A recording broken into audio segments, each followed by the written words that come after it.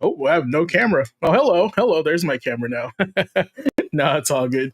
Already starting with the tech issues, but speaking of the tech will be featured later on tonight with yours truly and Blazing Ace Nelson. But hey, guys, welcome back to another class session of the Gaming Academy with your headmaster GQAzndood, along with the faculty here that I'll be introducing shortly. Hopefully, you had a great week. It is February 11th, second week of February, second month of the year.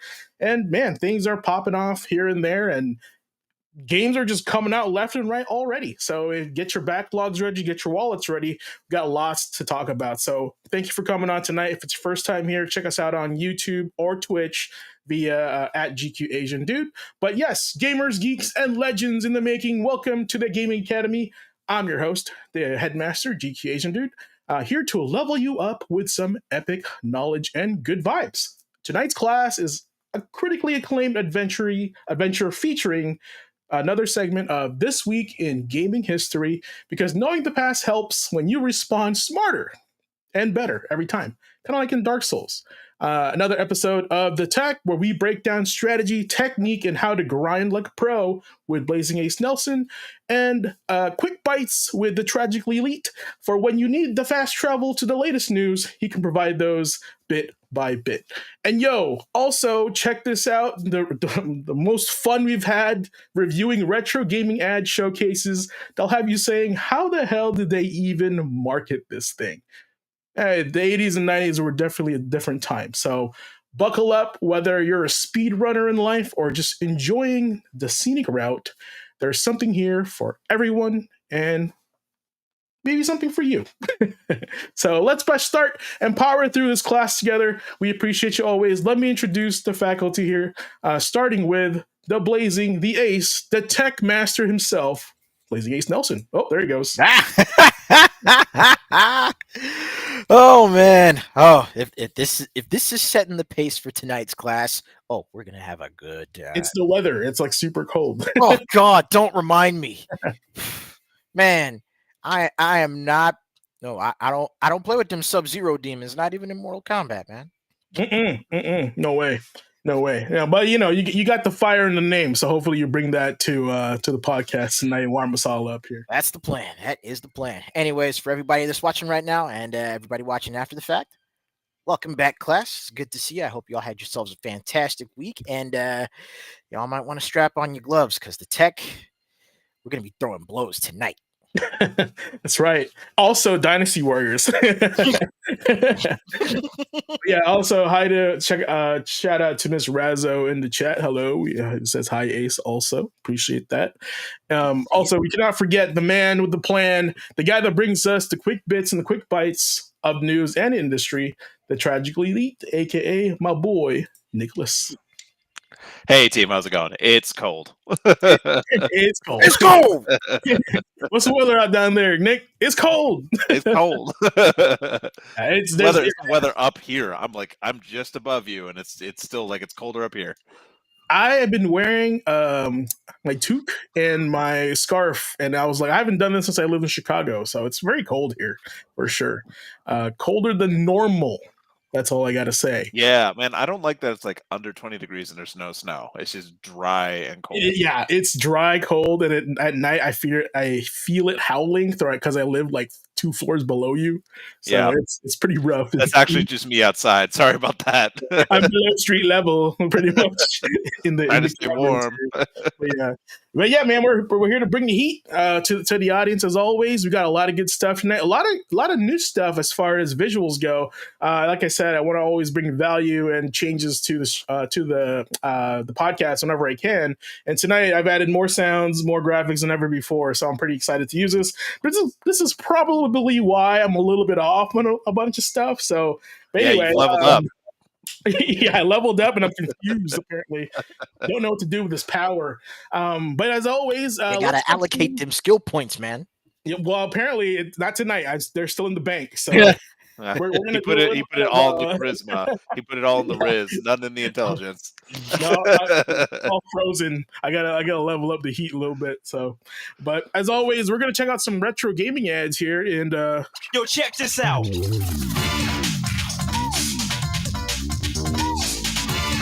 Okay, so a little bit longer that one. So yeah, so we got this new slide for y'all.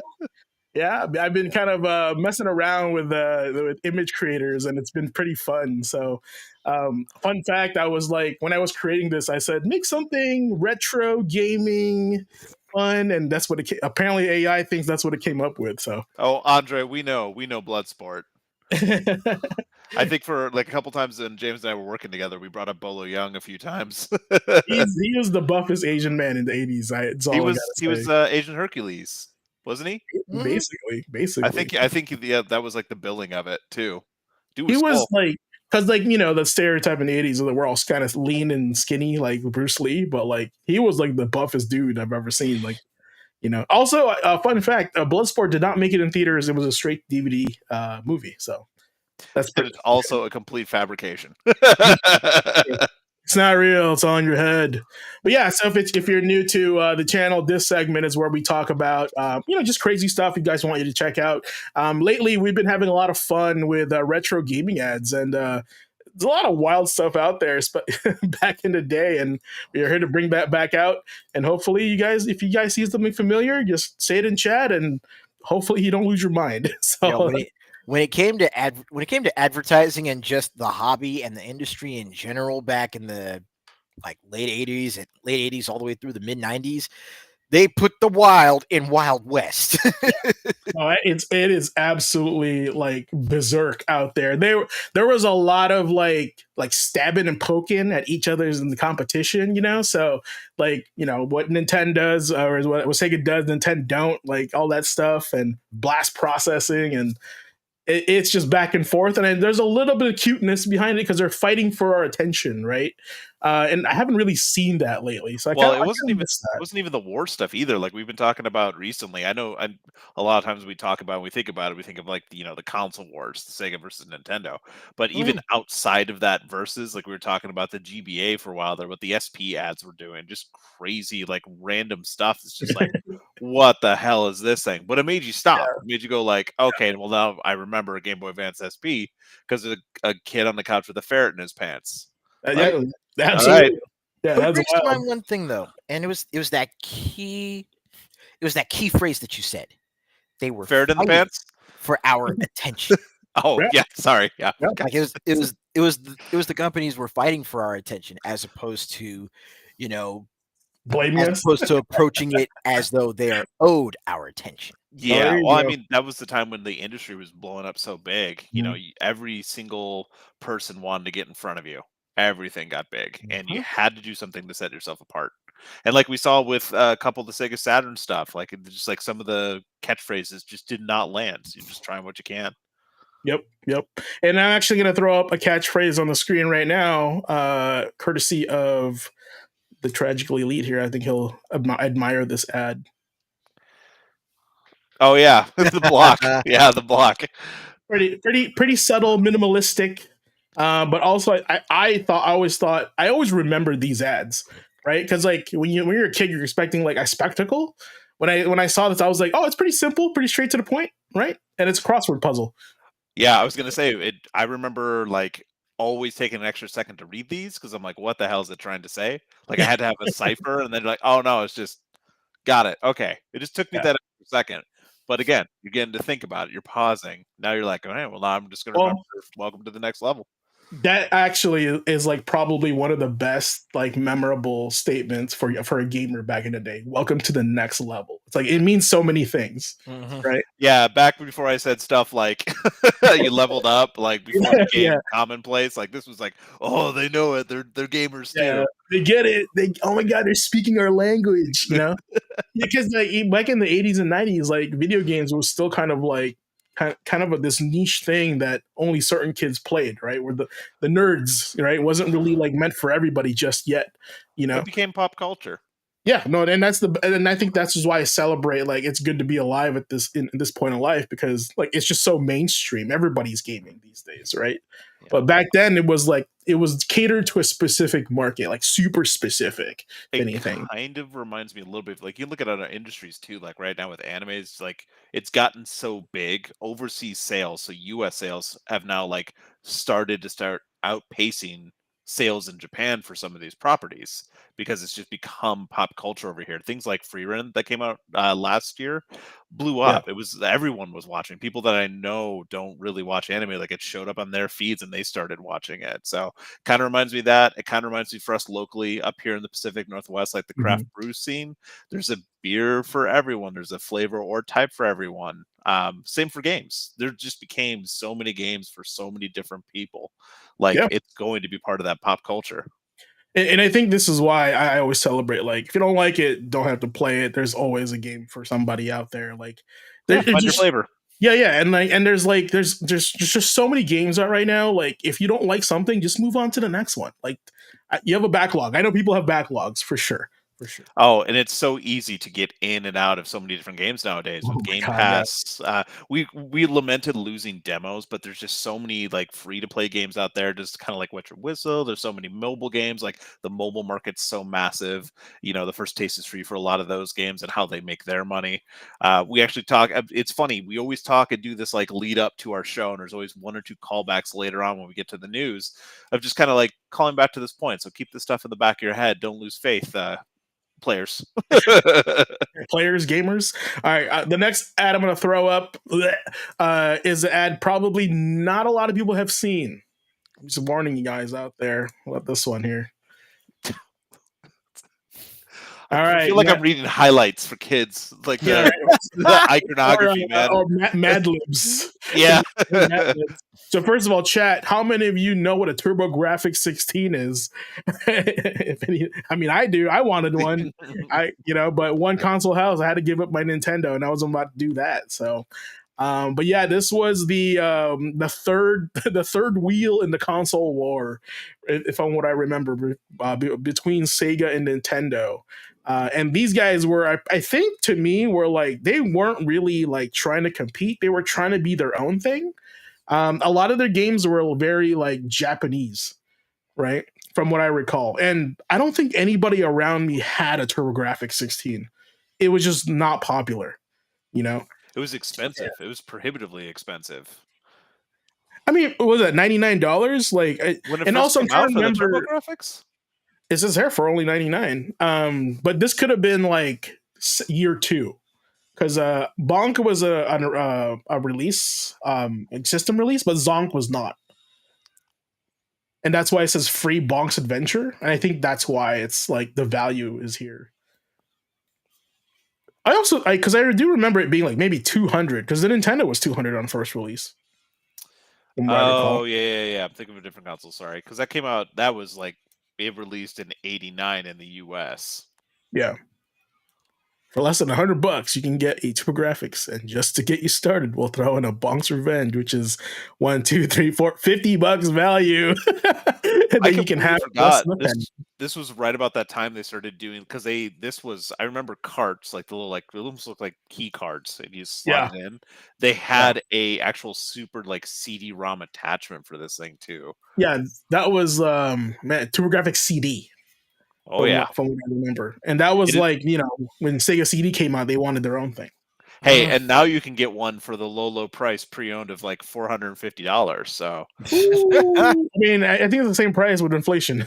So technically, it's the same. If you do want to live in nostalgia, by the way, I did check out the mini version of this they released a couple years ago. I want to say, yeah, it was actually pretty fun. Some good games on it. Yeah, I think I managed to snag one while it was out, and I'm trying to find another controller online. They're kind of expensive, so. But it is what it is, man. I mean, how many TurboGrafx systems are there out right now? So I'm gonna throw one here for the sports fans and see what they see here. Check that guy out. I remember this ad. Boom shakalaka.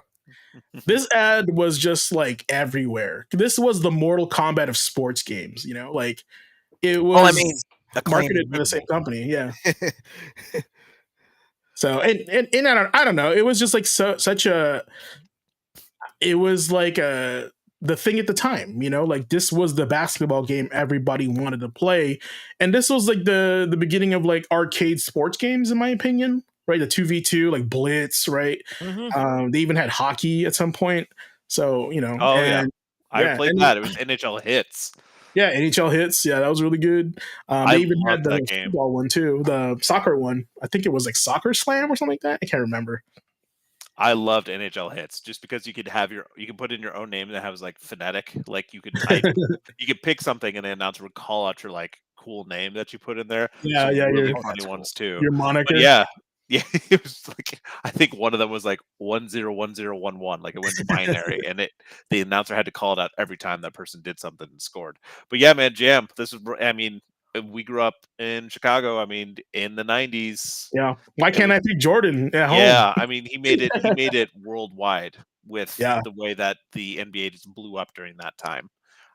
It became just an international sensation. It felt like overnight, especially during the Dream Team, the '92 Olympics. So Jam came out Yeah. at the right time. They started having some of this name recognition right when the NBA was starting to blow up and be in more households anyway. This came Yeah, along. Mhm. It was in arcades, and then it came to the home consoles. yeah, This was especially like like, especially back when Shaquille O'Neal first hit the scene in Miami, oh yeah. and he was over there breaking No, backboards, and wasn't it Orlando? yo, He was in Orlando, yeah, he right? was in Yeah, Orlando Orlando. first. Yeah. Yeah, and I don't think you could like those two players, Jordan and Shaq, you couldn't play them in the home version. You had to only play them in the arcade, I think. I don't know why, but that, I mean, it could have been some licensing, could have been just too expensive for home console That's a games, possibility. and They've been but holding out for more money. yeah, and I remember playing like this Super Nintendo basketball game called Run and Gun. Shout out to chat if you guys know what that one is.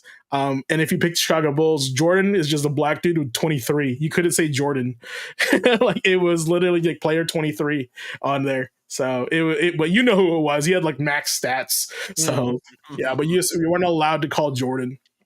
All right, so here's another fun one here. I will save the best one for last, but this one's pretty great in my opinion. I also remember this ad everywhere. We have your game. Yes. I Yeah, just remember the cover every single time. The dude with the shiv, just the way he's got that, like it's so cool with the sleeves Alex rolled up Ryan. too, man. Well, I learned that River City and Technos originated in California, like Chris's Cupertino right here, right? And Technos America. So like they kind of made it like California street fighting. like schoolyard fighters, right? So this kind of reminded me of that. So and little did we know it was the what is that Kunio and what's the series called? Ace, you know this. Yeah, the Kunio Niketsukun series. Yeah, it's pretty much translated to River City in the U.S. So, arguably, one of the first action RPGs that you could come across when you're a kid, and a lot of people don't know that because they don't think of leveling up in this game. They think of just kind of fighting through like Double Dragon, right? But in actuality, well, you actually level up your character by beating up schoolboys and taking their lunch money and buying books and eating food. I mean, one So really cool thing to call out about this too, that game was open world. It was non-linear. yeah, yeah. Would you argue that this is like Yakuza? No, there's not enough Majima everywhere. There's no mahjong. There's no like questionable cabaret clubs that you go to. It doesn't have enough There's of the not enough crazy. casual insanity. Yeah, I do. it doesn't have the over the top bit, but I did like the variety of gangs that you fought. Like they were like, oh, it's the serpent's turf, yeah. like. Also, if you guys spoilers, by the way, I mean it's only like a 40-year-old game, but Oh no. when you get to RCH River City High, the two guys that you fight in the doorstep are the Dragon Twins, and as soon as you fight them, the Double Dragon theme shows up, which is kind of cute. So Yo, because Andres they were got it right. There's no Mr. Libido. That's the big loss. no, Mr. Libido in this game was that one guy that like wouldn't die. His name was Clyde or something, and he showed up like 4 times in the whole game. Like you kill him and he'd be dead, and then like 2 screens later he'd show up like you thought you killed me, didn't you? And you do like 4 more times. He just needs the So weird dance. And got yeah, it. there's no weird Fortnite dancing in the River City Ransom just yet. It's a loss. It's Great game. And River City Girls, clearly, like, this game has inspired retro gaming and modern And gaming that's a as well. great game, by the way, too. If Yeah, you slept on that one, on that's my actually list. really, really good. It's on my list. But yeah, the next one, I hope a lot of people remember. This one's for Sega, but the one I had it for Super Nintendo. All right, and props to chat and to you guys if you know exactly what this is. So, and right there, stop playing with yourself. So, Oh uh, man. I had this for the Super Nintendo, and if you guys chat, if you don't know what this is, what we're looking at, this is the first time you could play other people on the internet. It's kind of crazy for what is this? A Super Nintendo or Genesis, right? You plug in your phone and you play other people that have X band as well. It's insane. I love the like 80s, 90s as hell, like washed out images they use too. So, That's how you know in oh, the future, now you're playing for real. yeah, you're Right. playing on the X band network, so you make like your profile, right? And I wish I could zoom in, but like you make you can choose this image and fill out your profile and type it in, or use your controller. But fun fact, I do remember playing this on Killer Instinct because it worked on Killer Instinct and Mario Kart. Killer Instinct worked really well. And there was this guy named the Ace Man. I'm not even kidding you. The Ace Man, and his profile was like, think about what's that one game where you're like a detective and it's a Nintendo game. It's like a first person Nintendo game where you're like, it's like Shadowgate, but you're like is it Nightshade? No, it's not Nightshade. No, But but I know which one you're talking about. yeah, so his profile photo was that, like, it looked like a shady dude, right? And he would like clobber me. Golgo 13, is it? No, he That was looks like the he's wearing a hat and a trench coat. It was produced by Ultra first person. Games. Yeah, I think you wake up like in a bathtub when you start the game. Nice. Yeah, Does that say it was? I can't see it too well. Does that say it's like $8 a month, $7.95 or something like that? yeah, $7.95 a month. You get 32 free Connect credits on X Band Network. Connect Wow, credits, meaning like, you can connect with somebody. That's a credit. They're pretty much quarters, man, right? That's nuts. they were Can you imagine? microtransactioning the hell out of that very early. Yeah, I was like, can you imagine this now? Like they're just like applying your connections now. That's crazy. But yeah, this was the hypest thing ever. Especially like I don't have any siblings. I don't really have anybody to play with. So that sounds really sad, but that is the reality of it. Playing people across the country was super cool, right? On fighting games, and that was my jam at the time. Fighting games. I think also Weapon Lord worked on this also. So it was like super fun, and I definitely saved like 3 months of allowance trying to get this thing when I was a Yeah. kid. So Priorities, man. yeah, right. But yeah, that is check this out. Yeah. Anybody take any shots for where that comes from? No. That is the end theme of TJ Combo and Killer Instinct when you beat somebody up. So, but yeah, all right. I know that sounded familiar. A lot of the stuff you'll hear tonight is going to sound very familiar. So, but yeah, as we got a whole laundry list of history to talk to you about. So let's go ahead and move on to our next segment. Oh This yeah. week in gaming history.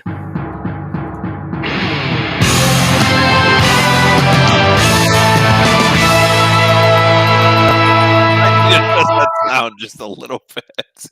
No, that's good. You gotta wake you up. If you're falling asleep, it'll wake you up. So, but yeah, so this week in gaming history, if it's your first time here, we cover from Sunday to Saturday of what goes down in this week in gaming history. So let's get rolling, starting with February 9th. If it ever loads. All right, there we go. All right, so the game that came out way too early, too advanced for the time, Evolve came out on February 9th on the PC in 2015. Does anybody remember Evolve? I remember do. seeing ads for it. But I remember playing this. I played it at launch. I played it Same. at PAX before it came out. I played it the open beta, and I played it at launch because I love Turtle Rock Studios. Awesome. Or Yeah, love. I don't know if you can say that anymore. my thing on this was it was Monster Hunter before I got into Monster Hunter. because it was 4 hunters versus one giant kaiju, pretty much one monster. Ace, you've never played this? Mm-mm. Oh man, this is a first-person asymmetrical game, kind of similar to Dead by Daylight, right? Where one is the killer and the 4 survivors. But in this case, you have 4 hunters, and they all have different classes, right? One's a healer, one's a tank, one's DPS, right? And the monster, it's called Evolve because you're in when you're the monster, you can go around the map collecting like DNA, and then your monster evolves to a harder creature. And if you get to level 3, you pretty much win because the guys can't kill you. Oh, Yeah. And so like it's a pretend monster hunter, but one of you gets to play the monster. okay. Yeah. It's kind of like it's. I don't know if you remember because this is some stuff that came up recently, but Fable. You remember Fable? What was it? Fable Legends. It was kind of the same idea where it'd be like the heroes versus the villain, and you would randomly go into a lobby and pop in. You could be the big monster and you got to survive that, or you could be one of the survivors and you got to choose your character who was tied to the class. Turtle Rock was the team behind a lot of like multiplayer success, like Left 4 Dead, Left 4 Dead 2. They were known for that. So it played a lot like Left 4 Dead or Team Fortress E kind of thing. They had that background, but it was you against this monster. It was a take on it. I remember for me at least, there wasn't enough like there was a lot of balance issues right out of the gate that people had with it. It sucked to play the monster, or the monster would get like such a buff and then get to level 3 so quickly if someone knew what they were doing that it sucked to play as the survivors. Like it was just so wildly like unbalanced, inconsistent with its gameplay. It had a lot of promise, but you kept playing the same maps and there was always the same kaiju because there's only a couple at launch if I remember There's right. 3, I think. Yeah, there's there was 3. But and Nick said it exactly right. I think Turtle Rock had issues with balancing the game. That was the main concern, and I think at the time too they were pushing this to be really like on the esports scene, right? And like, but if you think about it, if it's a team game versus one dude, that is kind of like 4 minds versus 1, right? So it's a little bit harder to do a team game on an asymmetrical type game. But if I feel like if they really balance this game out, this game could come back now as a free to play game, like 100%, and then load it up with like whatever season pass, whatever you got to do it now. Hey man, I put some time into some other games that were not as good as this one was. Like it had promise. Yeah, and it looked good. Like I like the monsters' looks. Yeah, it looked great, and this is why I say it was a game that came out too early. I don't think people were ready for this game just yet. But at the same time, like there wasn't a lot of games like it. Like Dead by Daylight wasn't even a thing yet, and I don't think there were a lot of asymmetrical multiplayer games out at the moment. Yeah, but to call back to it, like you said, the balance being the issue with Dead by Daylight. There's a sense of balance there. There's a strategy to it, and there's a way to get through it and out of it. But I mean, Evolve did not feel like that out of the gate. I mean, the cool thing too, Ace was like one of the monsters, like a Cthulhu monster, and the way that like kaiju handled and went through its evolution and fought was completely different from the other one. So the tricky thing is you get dropped in and you'd potentially be the bad guy, you'd be the kaiju, but it'd be one of 3 and they all play very different. So you'd have to know every single class and every single kaiju, whether you were for or against it. It was just a lot, and then not a lot of people knew what to do. That's why it kind of felt so unbalanced. It's kind of the same thing that happened with Concord when we were talking about that. The people that liked it most were the ones that were after like the actual like competitive nature of it, the competitive scene for it. When you really dig into it, some people liked it. It was the same for Evolve, but the amount of time you had to put into it to get to that point, it was a giant hurdle, and so it just it wasn't sticky for people. They just bounced off it. Facts. All right, other games that came out and on the 9th.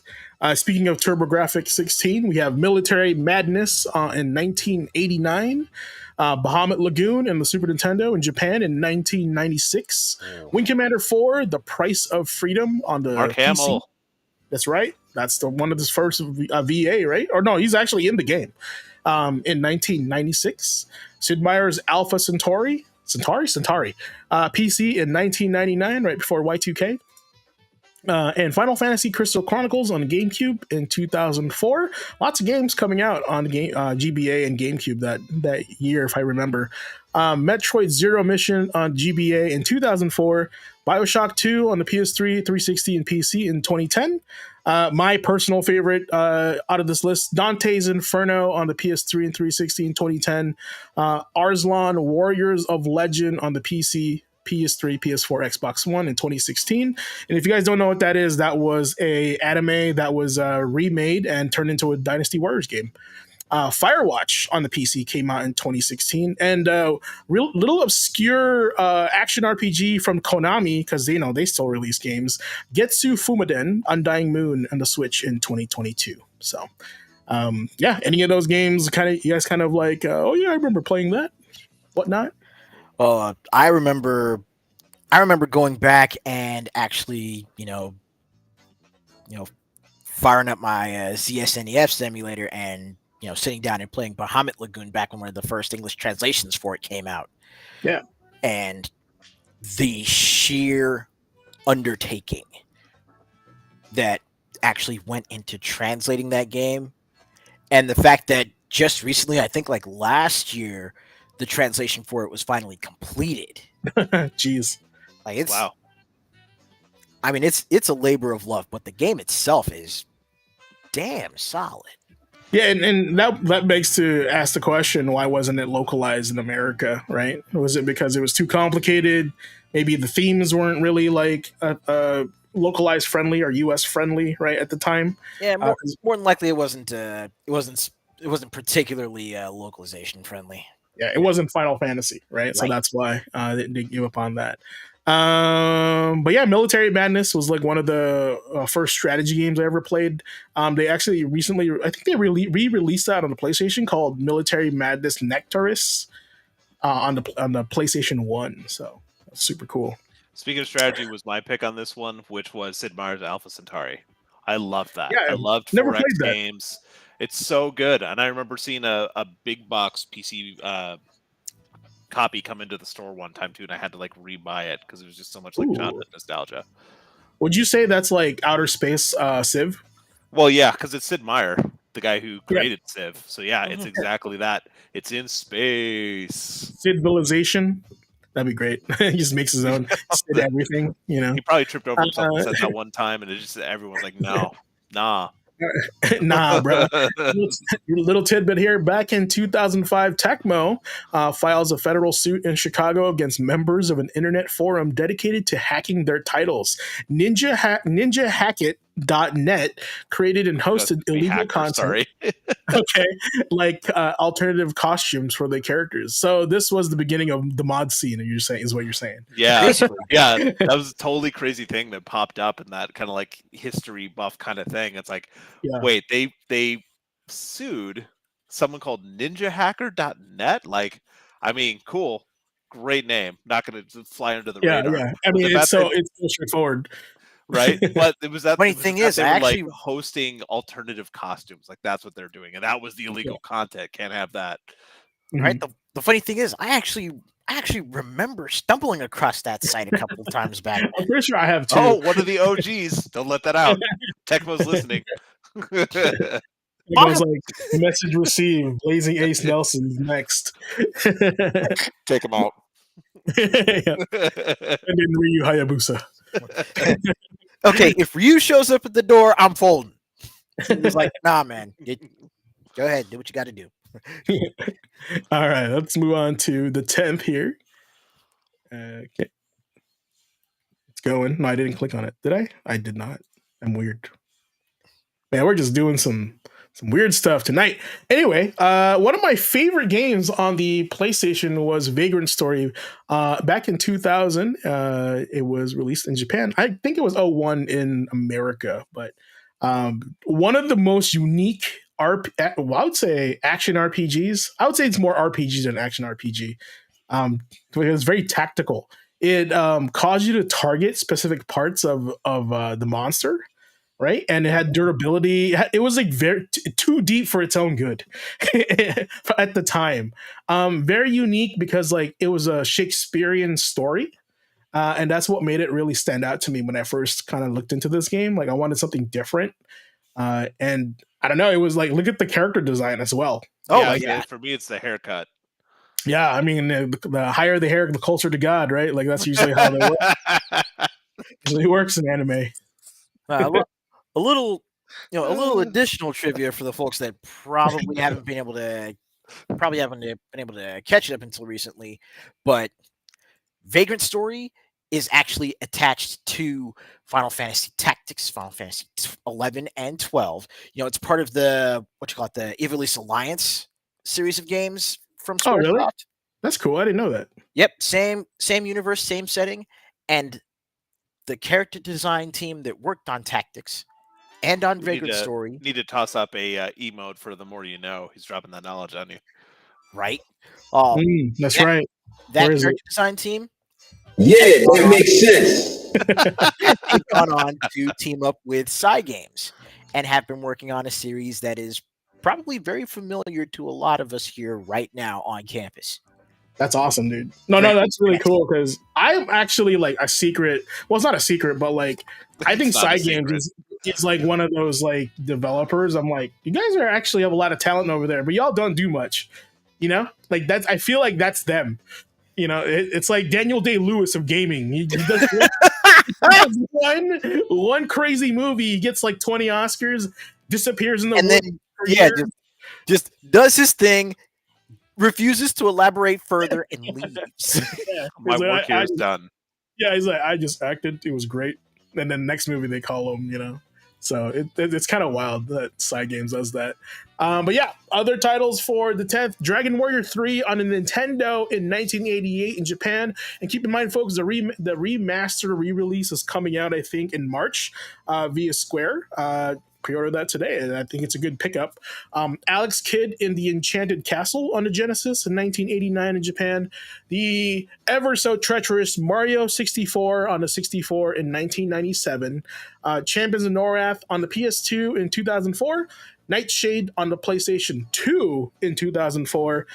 Fear 2, oh bless, Fear 2, Project Origin came out on the PC, PS3, and Xbox 360 in 2009. And of course, who can forget Oni-Chanbara Bikini Squad on the 360 in 2009 as well. So, Bikini Squad though. No, I'm kidding. What do you call this? Okay, we all know Mario 64. That is pretty much the party game in 1997. I would say one of my favorite picks on here was Champions of Norath on the PS2. Last time we talked about Return to Arms. Mm-hmm. And this was the first one. Return to Arms is the sequel. This kind of fell into the same category of like are they games similar to Baldur's Gate Dark Alliance 1 and 2, Brotherhood of Steel. Champions of Norath was their version of Dark Alliance. Like these two games literally came out like side to side pretty much. Yeah, one of the few couch co-op games. Whenever someone come to the store and just be like, hey, I want a game like this, it's like, well, it's these 2 or 3 and that's it.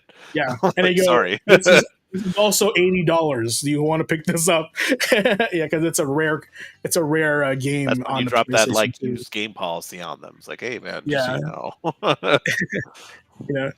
also Nightshade on the PlayStation 2. Anybody remember on chat what Nightshade was? Props if you do. I know this dude knows. He knows. But if y'all didn't know, it's pretty much female Shinobi on the PlayStation. Shinobi was also released on the PS2. Like they re-released it as like an edgier, more anime-ish look. Hatsuma was the main character. They had this really cool thing where you chained kills, and then when your chain stops, he does the whole like all kills all of them in one swoop. It's super neat. And then if you end it, I think like they did runs where if you did it perfectly and the last hit was the boss, you'd insta kill the boss. Yeah. That was like the thing with this game, right? Trying to figure out how to do that. So Nightshade was technically the sequel to that. I do remember owning it and picking it up because I really enjoyed Shinobi on the PlayStation. And I actually got Fear 2 confused with what's that other game with the 2 girls? Fear Effect. Yeah, that one. I thought that was that game I was talking about. Fear Effect. But Fear 2 was the sequel to the game that really challenged like lighting and sound in first person shooters. So you guys check that out as well. All right, 11th, off we go. This is probably the golden age of PlayStation RPGs and Squaresoft. I had to throw Xenogears in there, man. It's too good. It's got mobile suits. It's got religion, martial arts, right? A guy that fights with 2 whips, right? And his mech also fights with 2 whips, which is super cool. Of course. I mean, this is like G Gundam level. It's just like whatever character you have outside the Gundam, it is the same in the Gundam. Pretty much.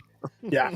I mean, I feel like all the other Xeno games, like, Blade and Saga, they just don't compare to Gears. I don't know why. It just doesn't have the same feel when I played it. And this is one of the games I'm asking for to be remade. I don't know if it will, but this is definitely in their library too. I also feel like the fan base for Xeno, that's not Blade.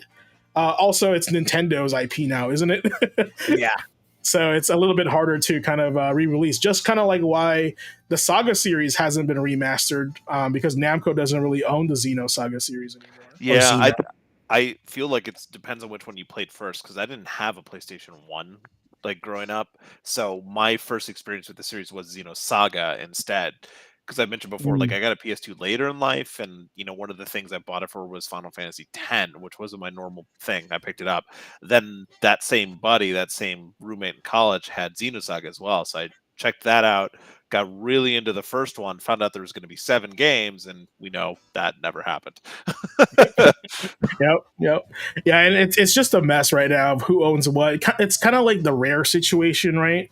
Like who owns Rare, because Nintendo started it, then Microsoft owned it, right? Mm-hmm. And then it's kind of the same thing with Crash. Sony owned it, now Activision owns Crash.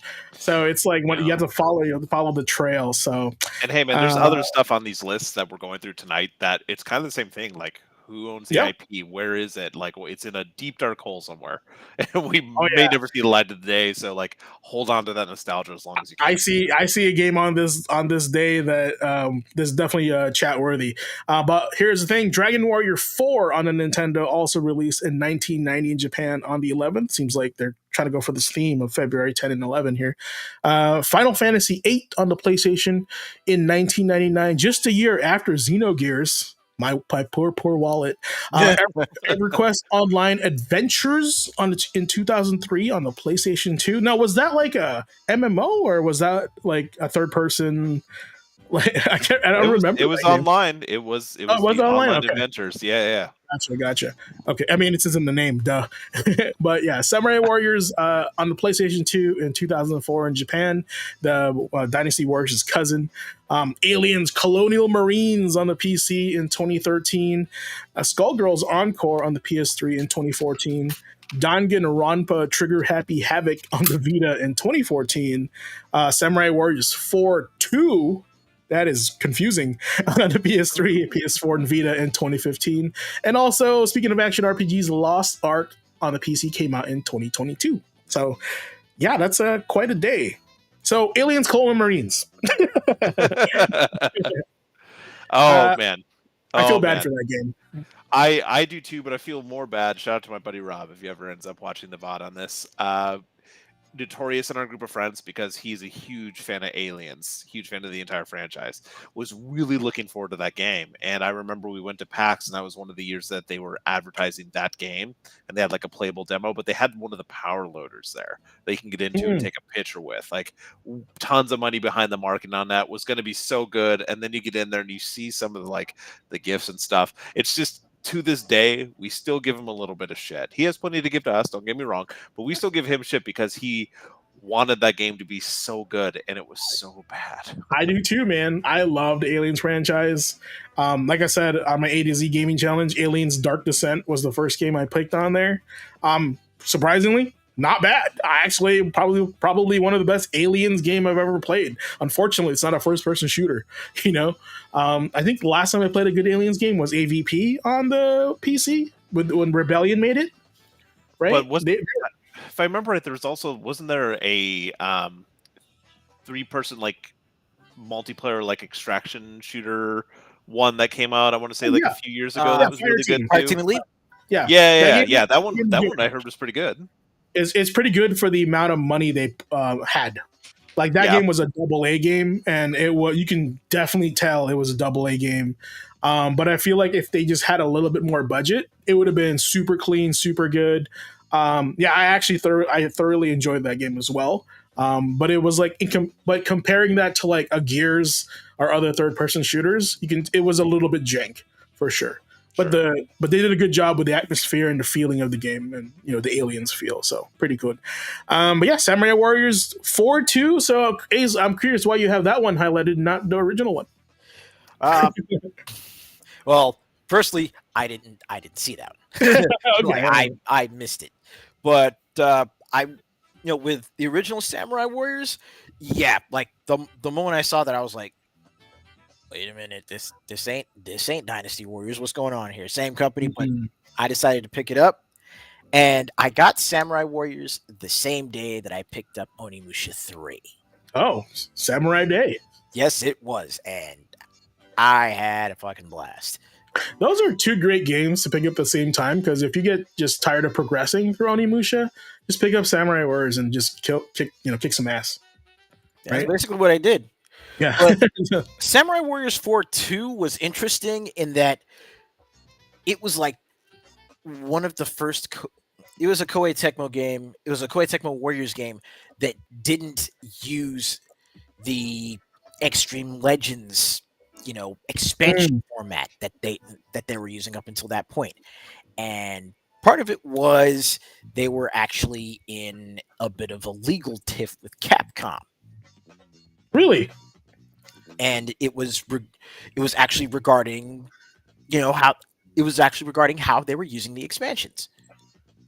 And that was that a copyright thing that Capcom started? I did not know that. So yeah, because of that, they couldn't do the whole disc expansion thing for Samurai Warriors 4, so they just pretty much made 4-2 like a direct sequel without it being 5. It was still the expansion, but it was a standalone game as opposed to, you being able to like load up your save data from Samurai Warriors 4 or load up the game data from Samurai Warriors 4 to enhance what's already there. Gotcha. Wow. Yeah, I was curious about that because when usually they change like formulas, you're like, I wonder what happened, right? Yeah. So, and a good observation. Nick, real quick, you play Lost Ark? Did I play Lost Ark? Yes. Yeah. A ton. Yeah. No, I didn't play a ton. Better than Diablo 4? Different. Okay. Let me say it's different. The thing is that for Lost Odyssey, for me, it scratched two different itches. It did have that kind of like Diablo kind of feel to it. I was craving like an ARPG, but it had this big expansive world, and it definitely felt like MMO light-ish kind of thing, just because of the stuff they stuffed in there. It felt to me like, hey, I'm kind of getting this like Korean MMO spice mixed with a little bit of my Diablo kind of like point-to-point kind of gameplay. So I got into it. I still have some random like low level achievements on my Steam profile that are less than 1% of the community has. Like I got into it early on because I'm more of a completionist gamer, so I love like exploring and trying to unlock the different like tomes and stuff and like the lore for the area. But it just got overwhelming. I hit level cap, and it's that thing that happens with a lot of those MMOs where all of a sudden you have the entire world and this scaling difficulty with your like item level, and it's just I didn't have the time. I went back, I want to say like last year, to give it another shot before Diablo 4 kind of came out, just to see if I'd still be into it. And it was, again, fun for like the first 20 minutes or so. It's just, I did not have the time to like sink into that with everything else coming out. I enjoyed Diablo 4 for what it is now. I don't know if at launch I kind of felt the same. I was really wanting more out of it. And like the up and down nature of the like seasons from one season to the next, just so different how much I want to stick with it. That's why I said it's like different for me. I like them for different reasons. I wouldn't really say they're kind of a comparison besides like obvious like isometric-ish ARPG vibe. Yeah. No, that's good. I mean, I thought it was fun for what it was. It was free to play, I think. Yeah. I enjoy the character designs. Super cool, right? Yeah. Speaking of character designs, I chose Final Fantasy VIII on here because it's arguably my favorite Final Fantasy. It's Also, keep in mind, chat, the time it came out was 1999. I was a sophomore or junior in high school, and the game takes place at a high school in the future. So, also gunblades. Like, Gunblades, so yeah. edgy. Yeah, and no, it was good. It was supposed to be like a theme of like romance, right? So you had the Squall Renoa thing, and the Renoa Cipher thing, and so on. So and like it was just like timing of when this game came out, and me liking Final Fantasy was just too good, and this is why I have like the most memories of this. Over 7 actually. So Yeah, Oh, yeah. I was gonna ask you, like, because there's still plenty, like, anyone who says they're a long term fan of Final Fantasy, I always ask them, like, which one is your favorite? So you'd say 8's your favorite just because it came out of that time, or do you think like the shadow of 7 kind of kept 8 from being better regarded? I think 7 was just so like a jarring change from the Final Fantasy formula, and a good change. It went from 2D to 3D, full motion video cutscenes, right? Great story, 4 discs. You got a lot of value for your money, right? And so Final Fantasy 8 was kind of like riding on that. So usually, like the next one always has to be better. So graphically, it was better. Story wise, I think in scale it was smaller. I also don't think it was more. I think it was 3 discs versus 4 in comparison. Final Fantasy VIII was 4 discs. Was it 4? Okay. Is to me like it just wasn't as like impactful because maybe I was already spoiled with 7 and I was like, oh, this is not much different. It just looks better. And I think the number one thing that really put a bad taste in people's mouth in this game was the what is it? The breaker system, right? Where the game leveled up with you depending how much magic you stole from the creatures. Oh, yeah. So you can literally be level 99 on the first area if you just grinded there forever. So it was like I know they were trying to do something different, and I tip my hat to Squaresoft for that. But you know, with stuff like that, you always end up with people that grind, and they usually like go to level 99 before the next story. I mean, a lot of people play Skyrim that way. They do everything else but the story, right? Shout out to everyone in was- chat, by the way, for calling out their favorite Final Fantasies. Yeah, let's go. I was one of those people that had no problem going into the training center and just getting ate up by the T-Rex before I finally got a couple wins, and I'm like, okay, I can get used to this. 9 was like if Final Fantasy had the character designs of Disney before Kingdom Hearts. That's my viewpoint on 9. Arguably still a great game. The combat was like Final Fantasy 6, right? And that's always a plus. Just like the story and character designs didn't do it for me because I liked 7 and 8 a lot. 8 was really good. It was like modern, and kind of like trendy and like more sleek. 7 just didn't have the graphics to pull it off as much, but that was my favorite Final Fantasy during the time. So, yep. And that's definitely like a podcast for a whole night. Final Fantasy. So awesome. Here's a game that is strikes a chord with a lot of people. On February 12th, Mario Brothers 3 came out on a Nintendo in 1990. I was 9 years old watching The Wizard. So that was California. You know what, man? When I was a kid, any video game or any movie that had a video game in it, I was always like, "That's cool! Look at that! They're playing video games in my movie." Definitely, The Wizard was one of them. So, and I think that was our preview for me to watch. No, it's not. Well, arguably a great movie. It was our preview to Mario 3 because it wasn't even announced yet. I think it was that movie spawned so many people coming into the store asking for Power Gloves and like a case for it, like and the how like bad it was. Your old reliable like pull cue case thing for that thing. Just mist comes out of it. Your buddy comes up just like on one knee. Hey man. No glove, no love. That's all I'm saying. It was definitely like it made things look better than it should have been. You know, no one can play Punch Out with the Power Glove. That's ridiculous. That's all I'm saying. But yeah, other games that came out this day: X-Men in the arcade in 1992, one of the best brawlers I've ever played in my life. Japan. State of Emergency on the PS2 in 2002. Lost Odyssey on the 360. We've talked about that a lot on this channel in 2008. Flower on the PS3 in 2009. Harvest Moon 64 on the 64 in 1999 in Japan. Paper Mario on the GameCube. This is Dreamcast in 2001. Turok on the 360 PS3 in 2008, and The reboot. a little game called Jump Force on the PS4 on Xbox One in 2019 as well. So, yeah, Lost Odyssey, X-Men, Super Mario Bros. It's a pretty great day. Pretty great day. It's a great day. So I see Lost Odyssey on here, Nick. What you got? Well, like you said, we've talked about it a lot. I think it's one of those games, and we had just mentioned before, like, who has the rights? Where is it? Okay. Like, why aren't we Good seeing question, a new yeah. one? Why maybe not like a new release? It's still available digitally. You can pick it up on your Xbox and play it. I still think it's one of those games that was criminally underplayed, especially if you're a fan of Final Fantasy, like we've been I saying. agree. Because the guy who was the director was the original creator of Final Fantasy. So Sakaguchi Sensei worked on that with Mistwalker Studios. Like I said, criminally underplayed, so good, great story, adult. This story about this immortal who's watching like the world and his friends like die around him, so he closes himself off. So this big thing, I won't try to spoil it too much. Big thing happened in the game. You know, he's got to open up his shell. It's a very kind of human take on that. It's just awesome, great world, a lot of fun. It was like a throwback to an older style, that turn-based kind of RPG, slow burn, Yeah.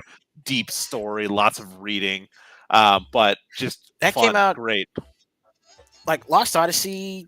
Like in terms of JRPGs, Lost Odyssey is in that same class as I would say, you know, the old softmax RPGs that came out around the PS2 and 360 era. So stuff, the older stuff from Hyung Tae Kim, the creator of Stellar Blade. So stuff like the War of Genesis, Magna Carta, Tears of Blood, and Oh yeah, those, Tears of Blood, Magna Carta 2, and Phantom of Avalanche. Yeah, those games always had great art. That's all I gotta say. yeah. Like they just stood out on the shelf for sure. And here's the thing: this is super important to Xbox gamers because they were trying to get the market share that they didn't have, and who better than to get the father of Final Fantasy, Right? Yeah. So I give them props for like actually knowing what to do and how to get it. The problem is that like they were trying to sell more Xboxes in Japan at the same time, but like Xboxes were no more of a Western system, Yeah. right? So Because they didn't have the games that appealed to the Japanese fan base. Correct. We And talked about it before, like the huge Yeah. shift from PlayStation like 2 and 1 having all the JRPGs and RPGs shifted in that generation. It's just crazy. Yeah, and I was gonna say, I just wanted to say, like, if somebody was like tasked with like a mission, sell more consoles in Japan, get more people to play RPGs in our system. Whoever decided to create Lost Odyssey with the producer was like, I know who to call, I know what to do. That's all I'm saying. They understood the assignment. Yeah, they understood the assignment. So this is why I want to, I like to give props where it's meant to be, and Lost Odyssey definitely deserves that. So, all right, 13th, we got Zone of the Enders, the second runner on the PS2 in 2003 in Japan. This one was a tough one. It was either this or Resident Evil Dead Aim. So I was trying to find. Yeah. I don't know how you can choose between them. Remember we talked about that, like hypothetical. What Resident Evil game needs a remake or an update? Hey man, Dead Aim. Dead Aim. Third-person shooter, yeah, why not remake that? Remake it over Code Veronica. People's gonna love that. That's all I gotta say. Sarcasm, if you guys don't even know what that is. But yeah, Zone of the Enders is the sequel to Zone of the Enders, just regular. And man, talk about turning the game to 11. Like Zone of the Enders, like the first one was technically a game that was designed to sell the demo to Metal Gear Solid 2, pretty much, because that was bundled with it. Because this is a Hideo Kojima game, by the way, guys. So a lot of the designs on this game, you can probably see in what's that new game he made, Death Stranding? Like the bodysuits and stuff, like resemble the character designs in this game, right? Mm-hmm. But this game right here, if you like mecha, if you like action and fast action, like faster than Armored Core and Gundam, this is the game for you. There's nothing bad about this game except all I can say is I would just wish they would just remake or make a third one or something, please. Oh, and second runner, the scene where you run into Leo again. Man, that hits the spot. Well, that's the good writing that Kojima does. Right, but not just that, but also the fact that Leo is he's basically piloting the ship from fucking Gradius, man. Yeah. A lot. Do people know that the Vic Viper? The Vic Viper is the ship that is the ship that you play in Gradius, and the character from the first game is piloting that mech or that ship in this game. There's a lot of like fan service in this game that people don't know about. Yeah, I was gonna say that's some deep cut. I met somebody that loves Gundam but doesn't know what Zone of the Enders is, and that's a shame. It's like, oh, we need to fix that. We need to fix that. Right. I just showed him the cutscene where, well, not a cutscene. It was a boss battle between the first fight between Anubis and Jehudi, and he was like, "That's the gameplay." I'm like, "That's the gameplay. Yep. that's how it works." It's like that. Oh yeah, it's like that. Sold. Yeah, 2003 was a weird time. Well, not really that weird, but like if you loved anime video games at that time, it was a good time to be a gamer. A lot of the games like kind of cross collabed, a lot of anime cutscenes in your video games. Mm-hmm. All right, other games that came out on this unlucky day. Oregon Trail 2 on the PC came out in 1995, and fun fact, I did not know there was a sequel. I thought you made it to Oregon and you're done. So wow. Did they go back? More than one wagon went to Oregon, my friend. Well, I mean, that's the first roguelike, right? I feel like those are all the attempts, all the tombstones you see on the way, But yes, the game Resident Evil Dead Aim on the PS2 came out in 2003 in Japan as well. Ghost Rider on the PS2 came out in 2007. We have God of War at Home, pretty much. For Honor on the PC in 2017. Daemon X Machina on the Switch and PC in 2020. And Kingdom Come Deliverance came out on the PS4, PC, Xbox One in 2018. And Skull and Bones came out on the PS5 and Xbox Series X in 2024. I can't believe we're already talking about games that came out last year. It feels so quick, quick. Like we talked about it. I want to say our first show back after the first of the year, 2024 had some amazing games, and once we circle around to it, we're still gonna be like, man, was that long ago? Yep, facts. All right, Ace. I see Ghost Rider highlighted. Give me the tea. So yeah, as was mentioned multiple times, Ghost Rider probably one of.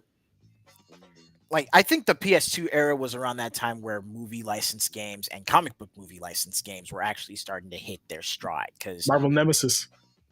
I'll talk about the Marvel Nemesis in this household. But Ghost Rider, Punisher, and Incredible Hulk. The second one, right? Mm-hmm. The Smash Ultimate Destruction. Yeah, Ultimate Destruction. Yeah, incredibly good. Movie licensed PS2 titles. But Ghost Rider has a particular spot for me because number one, it was actually one of the first games. It was one of the first burned PS2 games that I got. Ooh. Oh. Speaking of Skull and Bones, you little pirate, you. Yar. But after playing it, I actually went back and bought the game because I just really enjoyed it. But also, Ghost Rider, just the movies, the movies also have a special place in my heart because the friend of mine that burned the Ghost Rider game for me was a huge, like lifelong Ghost Rider fan. Like had a tattoo on his arm and everything. I was hoping we went to the drive-in and saw Ghost Rider like 3 times. Nick Cage fan. And unfortunately, they're the same. Unfortunately, said friend passed away back in 2011. So he's riding. Yep. Hey, so, aren't they talking about rebooting that too? Ghost Rider. Yeah.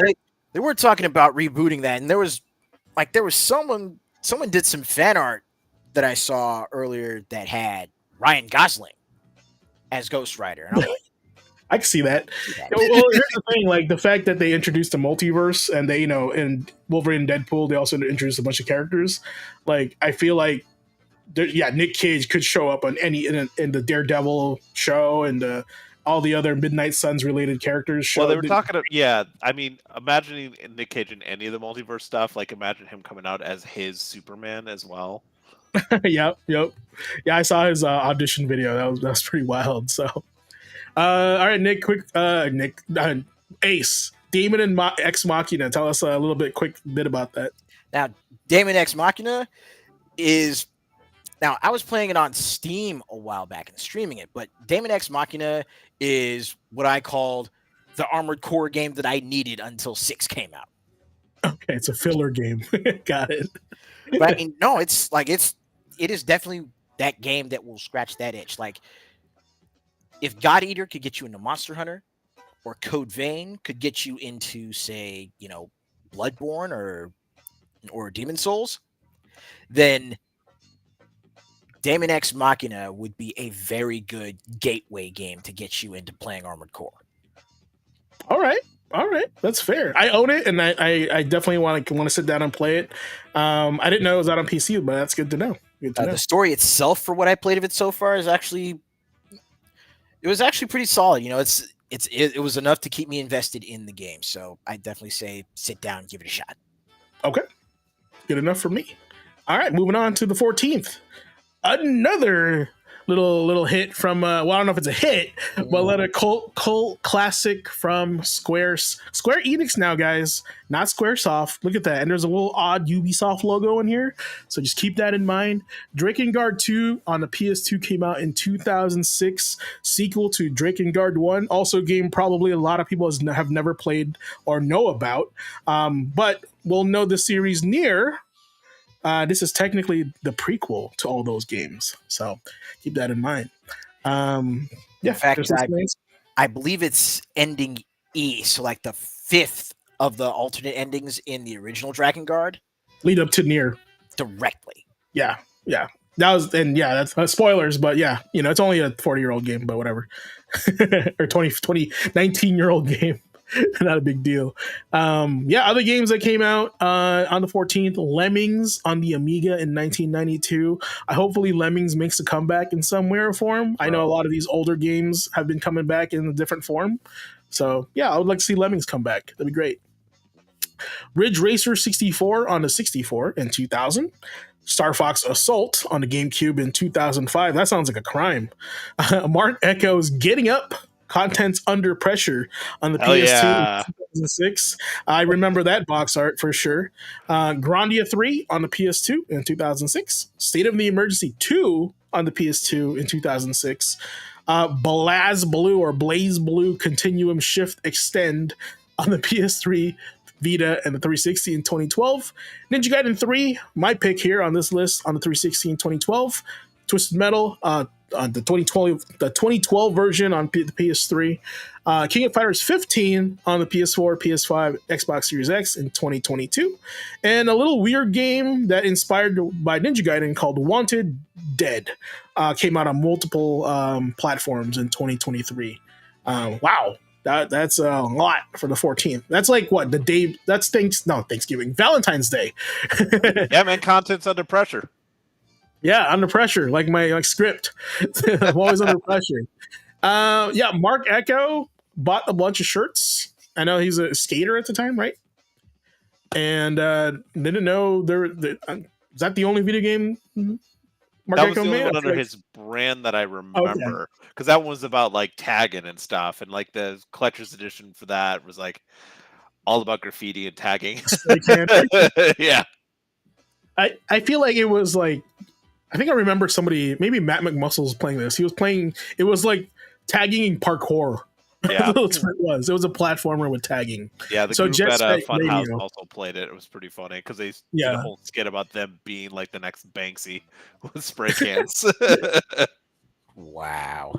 My pick for this one was Ninja Gaiden 3 because, Ninja Gaiden recently came out with Ninja Gaiden 2 Black.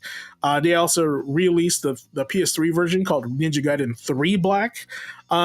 This one stood out a little bit different because it was so different from 2, where you were limited to, I think, your sword and a couple other weapons. Because the second one offered a variety of weapons, a variety of abilities. But this one really focused on just the combat. And a lot of people didn't like that. They felt like it was it was regressive, not progressive, right? Regression.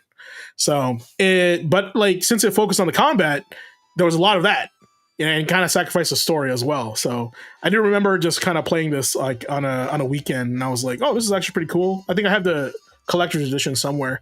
It wasn't a bad game, but in comparison to the two, I just felt like it, really felt flat in comparison to. So I'm glad they remastered the second one. But yeah, King of Fighters 15, Ace. I know you were a KOF fan. Better than 14, and this is the beginning of SNK right here, the comeback.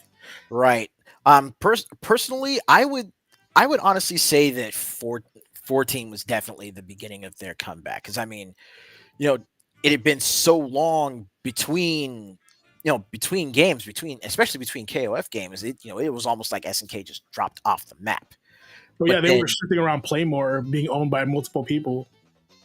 Right, but then they started up on 14, and yeah, we're not even going to sugarcoat it. 14 visually was rough. However, under the hood, it still played like a solid KOF. In fact, it took a lot of the best parts of 11 and 13. I was going to say 13, yeah, for sure. Especially, but it, yeah, 14 had content to back it up. And then after 14, SNK, like hit the ground running with Samurai Showdown. And it was because of what they did with Samurai Showdown, like pretty much starting to really find their, visual identity in this new generation of console hardware, that now, they pull out the stops with KOF 15, and it's like, okay, this looks like what 14 should have been, but they took all the lessons from Samurai Showdown. And now that further evolution from 15 is going to be showing up on April with City of the Wolves. So, so excited for that one. Yeah. So you could definitely say that KOF 15 was like KOF 15 for SNK, for modern SNK, for the reborn SNK. KOF 15 is their Street Fighter 2. Their Final Fantasy.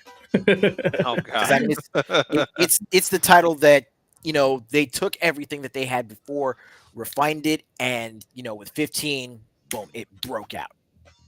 Well, I'm glad they're coming back, because we get to see more updated fighting games from them.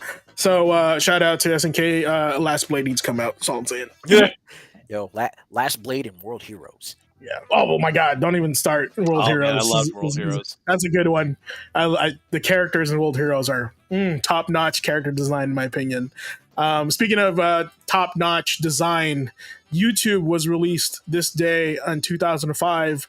That's such a long time ago, but yet we still use it in everyday life. Matter of fact, we're on there right now. So, kind of crazy how it's that old. But yeah, and it kind of transformed the video game industry in its own way. Yeah. Yep. Yeah. And how we interact with the medium. And how we get information. I mean, a bunch of stuff, really. Yeah. Really. All right, guys, the 15th, the last day.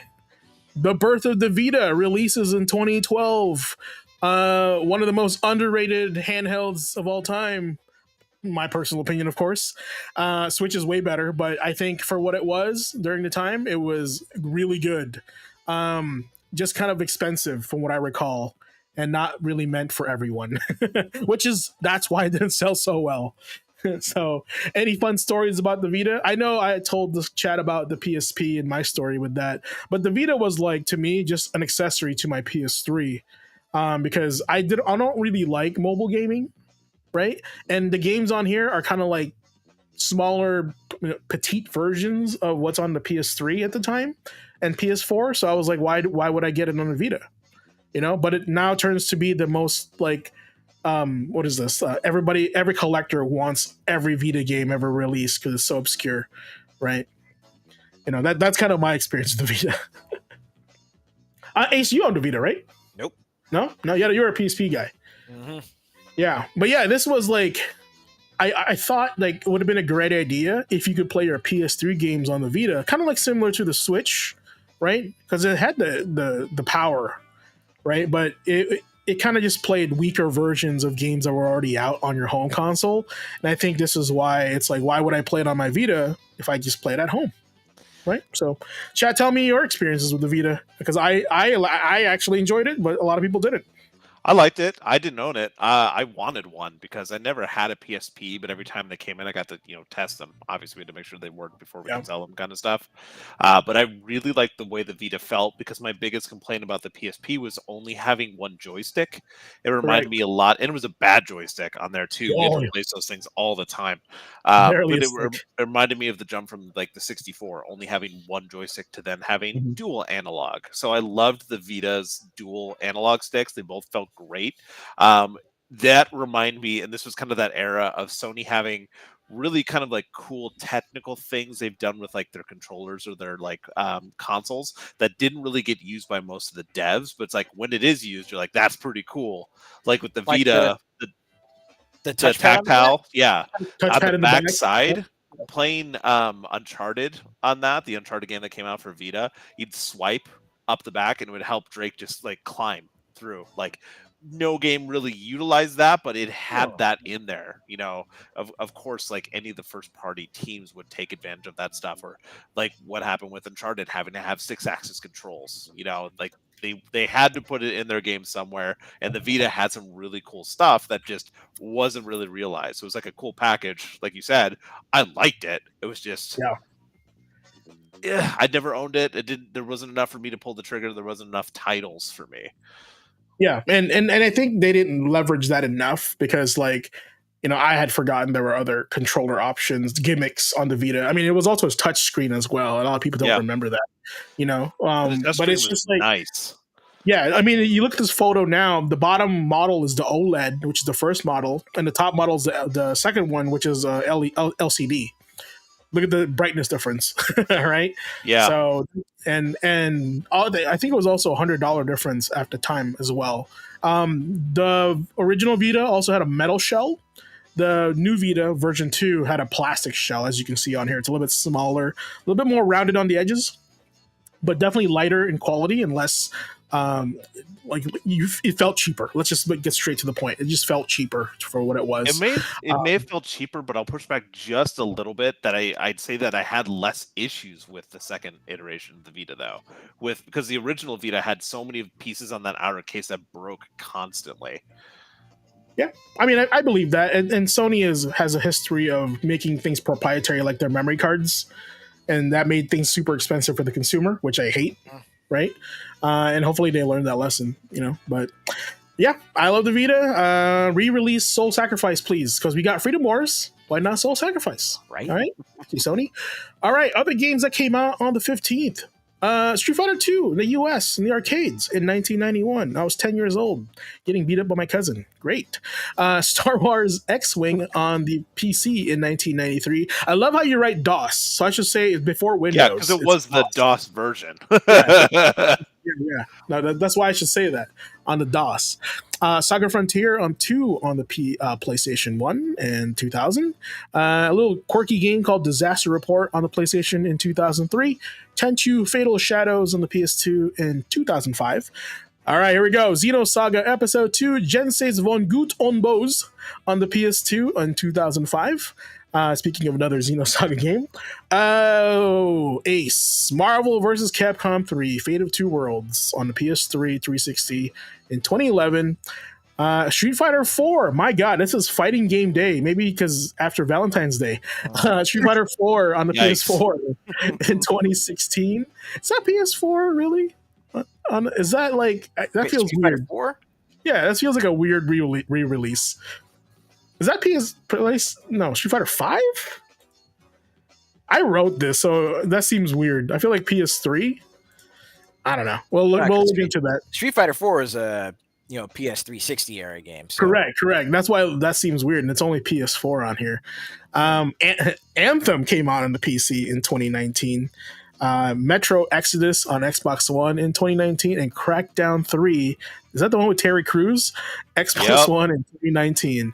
Power! Let's go! He brings the hype, man. Brings the hype. If there is a movie that needs to be made, it's Gears of War, and Terry Crews needs to be in it. That's all I gotta say. As Coltrane? Doesn't have to be Coltrane. It just be pretty old Terry. So that is Terry in that is new character this week in gaming news. Yeah, just name Terry. T-Pain. Call him T-Pain. That'd be great. No, because T-Pain will actually play it because he's a huge gamer streamer now. GQ, just really quickly. Yeah. Street Fighter V released on February 15th. Okay, a 5. I do not know how to. It's actually Street Fighter V, not 4. Yeah, so. Excuse me. My bad. All right, I stand corrected. All right, we're here for the next segment to bring out the news with here my boy Nick. Nick, I got a little something for you. I don't know if you saw that. You have a what? Got a little something for you, man. Ready? All right, here we go. So here's your little segment here. So controller Bytes. Was it Ballectic Bytes? Bytes? We need to talk to the AI, man. Controller Bytes. That's a Simon Says controller. Yeah, or the controller that you give to your younger sibling, the Player 2 controller. I know that we really want to get to Ace and his tech tonight, guys. So I'm just going to run through some bite-sized content for you. Thank you so much for giving me this slide. We are going to start really quick with something that was kind of a cool thing. We've been talking a lot lately about online and dealing with digital content. And how about something cool that Valve is doing with their content? So they just revealed their new advertising rules. I don't know if you guys have seen this. We're on Steam pretty often. We play games on Steam. So now devs can't put rewards or unique content behind ads in any Steam games if they're going onto the platform, or charge any other devs for access to Steam features. So some of those games we play, like mobile games that end up on Steam, those kind of like, you have to watch an ad to get some more moves kind of thing. Something like that. If the game's business model depends on advertising, the devs have to remove those elements before they go on Steam for release. So clean it up a little bit. What do you think about that? Mobile like practices, right? Yeah. Like more energy and shit like that? Okay, got it. Yeah. So we also talked about Kingdom Come Deliverance. The second game is out. I'm sure you guys know this, but it has now doubled the peak player count from the first game. So the first game, its peak player count online, this game just released. The original game peaked at about 95,000. The new peak for this one is 233,000. It's doing hasn't KCD 2 already sold like over 1 million units? Yep. It has hit some sales marks already, but pretty cool to see. A game that's kind of that really deep, in-depth, single-player, like medieval RPG. It's doing just fine, guys. Single player's back, man. Yeah, Love no one tell EA.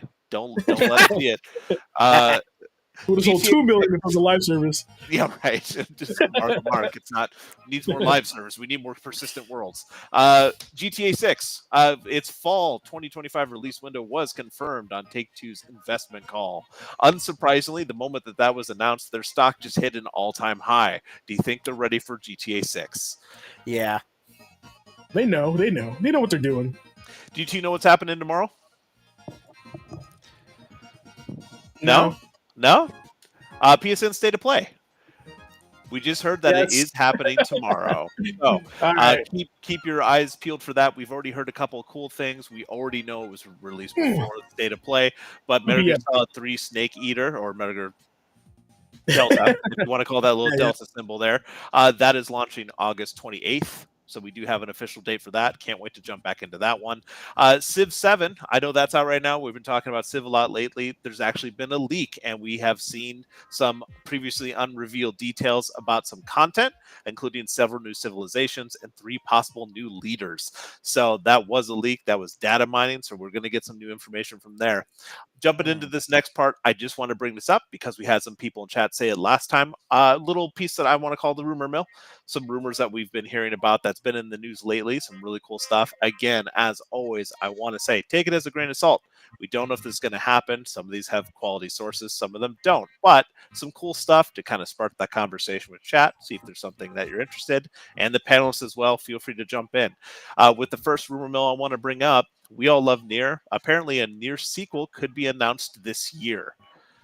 Games industry contributor Daniel Camillo via X and some past hints has said that that's going to be potentially coming out or at least announced this year. So new Nier could be announced. Don't know when we're going to see that game, but kind of a cool thing because I know some people have been chomping at the bit for that to come out.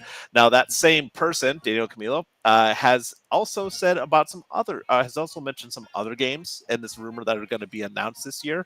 A new Fire Emblem game is also rumored to be announced this year, with the game set to be a remake of an older title. Haven't heard which one. Binding Blade, 100%. Yeah? I'm just making that up, but Binding Blade, 100%.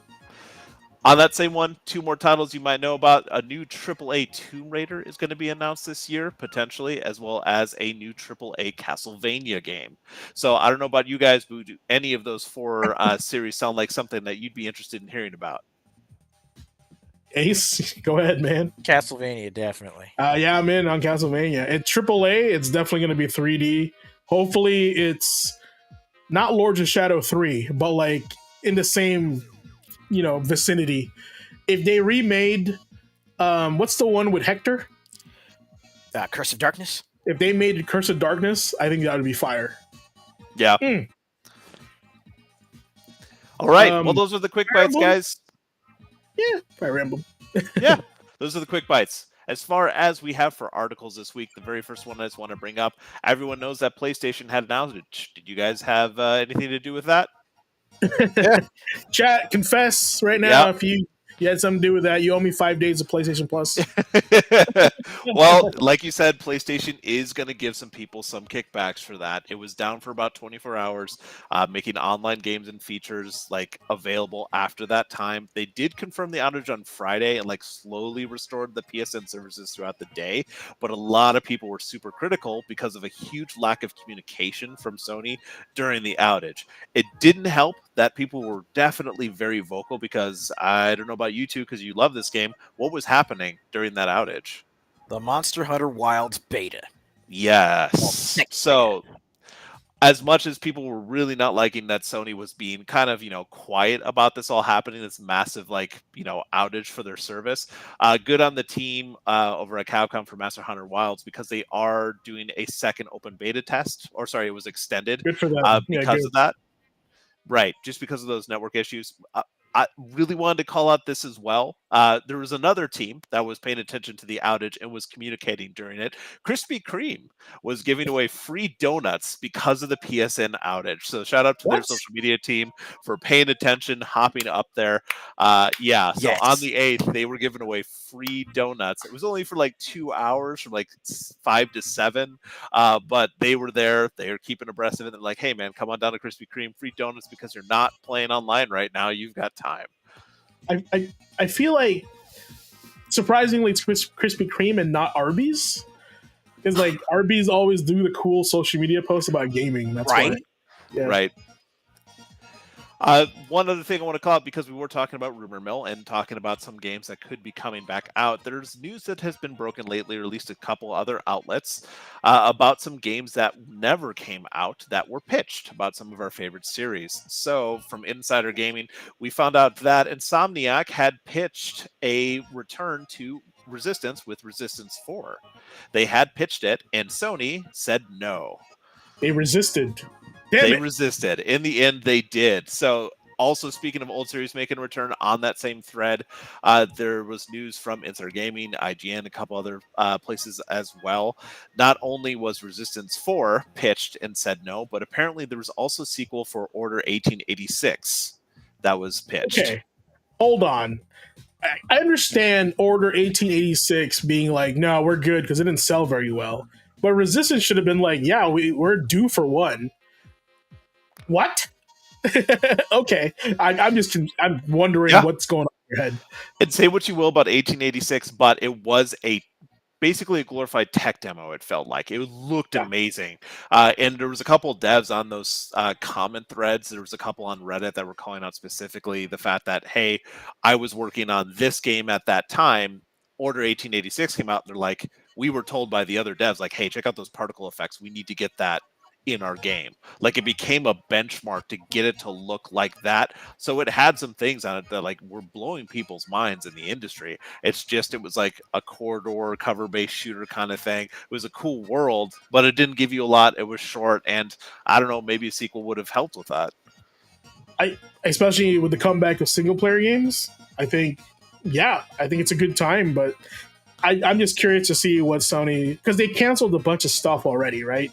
And to be pitched new games and new ideas to be turned down, I kind of want to know what's their shiny red button to be like, all right, we need to come back now, make this up, make all this up. Just interesting to hear, because I know that you were a fan of Resistance. You're talking about how we need to, have it back, but yeah, there was one pitched in the past. Disappointing news for sure. Yeah, so that was based on an interview with Kind of Funny Games. Price was asked about a favorite game of his that was pitched but never greenlit, and that was Resistance 4. So that wasn't recent, that was a while ago, but still, it's kind of a crazy thing to think about. One last thing, crazy thing to think about old things coming back. Do you guys miss E3 at all? Not really. I never got to go, so that's why I don't miss it. So I'm really glad you mentioned that, because that was going to be my question for the panel tonight. I don't know if you guys know the ESA, but they are the original organizers of E3, and they're back with a brand new conference. Oh, really? Yes, E3. Yeah, well, the E3 organizers are announcing a new gaming event. So they announced that it's going to be called the Interactive Innovation Conference, or ICON. 2 eyes. Oh boy. Oh boy. Well, before you say that, keep in mind, when we were working together, E3 was definitely still a thing. We really wanted to go. Back in the day, remember E3 was like industry only, invite only. Yeah. That's basically the idea behind this. So Icon, I'm just saying it that way because it's like double I, is an invite-only event that will take place in Las Vegas in late April 2026. So everyone kind of freaking out about potentially E3 coming back. It's not going to be the same thing. It's going to be like back to its roots. It's more about in-industry. It's significantly different from like the modern E3s that we all know. And this is going to be entirely industry-focused. It's more about networking. Yeah, it's all about networking and innovation and just like connecting on that level. So sorry if I got your hearts going a little bit faster announcing E3 coming back, or if you were fearful of E3 coming back, but it's going to be a little bit different. So with that in mind, do you have any favorite memories of E3, you two? I know you said, James, you said you wished you could have gone. I know I wished I could have gone back in the day. I feel like now, if back then I was doing the same things now, if I was a content creator, I was really into, gaming online and just more attached to the social media aspect of gaming, as far as like making videos and stuff, I would love to go to E3 because now I feel like I would get the first scoop on everything. But now I can just get them. It's just so accessible. I can get that information anywhere and not spend money, right? But I'm not gonna joust on the. There's a difference of being there, talking to the developer, and at the time you got a lot of swag, free stuff from them, and the networking thing is big, especially if you're in industry. That's how games are made. That's how we got Kingdom Hearts. So I'm not gonna knock on that because that's how things get done. Okay. What about you, Ace? Honestly, I'm of the same mindset as I couldn't really miss E3 because it's not something that I was able to attend just as a regular hobbyist or consumer. I'm not since I'm not a part of the industry, and I always saw E3 as, even when they opened it to the public for a while, E3 was definitely more an industry event. It was more of an insider event. That's why I gravitated more towards paying attention to events like Gamescom or Tokyo Game Show. Right, absolutely. And any one of my group of friends or people I've worked with in the past, one of the reasons I got into the industry and really wanted to be a part of it was because of conventions and stuff like E3. Because that was when, right after I dropped out of college from playing too much Counter-Strike back in the day, I started watching like classic. Yeah, classic. Oh, didn't need to go to that lecture. I have to go back and do my aim maps and my scouts knives. On D Dust. Right? Yeah, D Dust 2, please.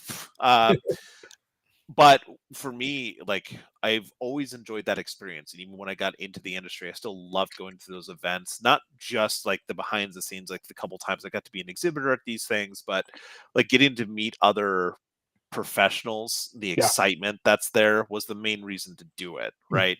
And I've got a thing here on my wall. I'll link it one of these days, maybe throw it up on our Discord, but I've got my passes that I've collected from all the events I go to. I love these events. When I was working at GameStop and I got up to assistant manager at the time, that was when they were starting to allow like more industry professionals, quote unquote, that opened to like the retail sector. I remember faxing my work information to the team at the ESA through GameStop so I could potentially go. Like I really, really wanted to. So I really wished I could have gone to E3 like in its original kind of like heyday before like the super modern ones. It's the same reason I lament what's happened to PAX. Like I love old PAX, Mhm. those kind of like 09 to like 2014-ish kind of thing. I miss that. I miss that kind of excitement. So seeing that E3 is coming back and seeing that's going back to its roots to me more about like, creative visionaries. Like they've already said there's going to be people like keynote speakers, visionaries, quote unquote, from like Amazon, Disney, EA, Epic, Microsoft, Nintendo, Sony, Square Enix. Like,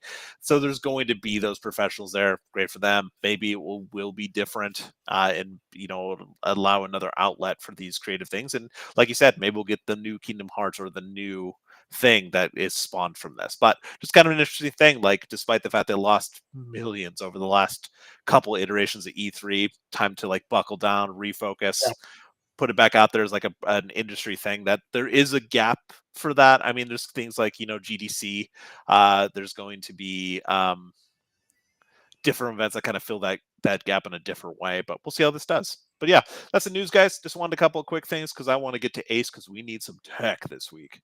And I think that's super cool, like that they're kind of bringing it back, because I don't know if Ace remember during COVID, how all the fighting game companies got together on a roundtable and said we need to get our shit together because our fighting games suck online, Yeah.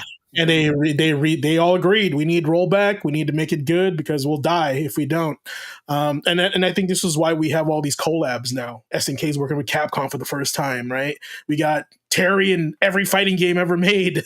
That's he's everywhere. So, and I think that's cool. Like if this is the beginning of that, like I want them to reset and kind of go back to be like, hey, we need to work together on this, and just get on the same page, because the industry is us. So I think that's great if that's what they're aiming for. All right, hey, thanks, Nick, appreciate that. Nope. Awesome. All right, Ace, what you got for us? This is your boy coming up here when it loads. The tech.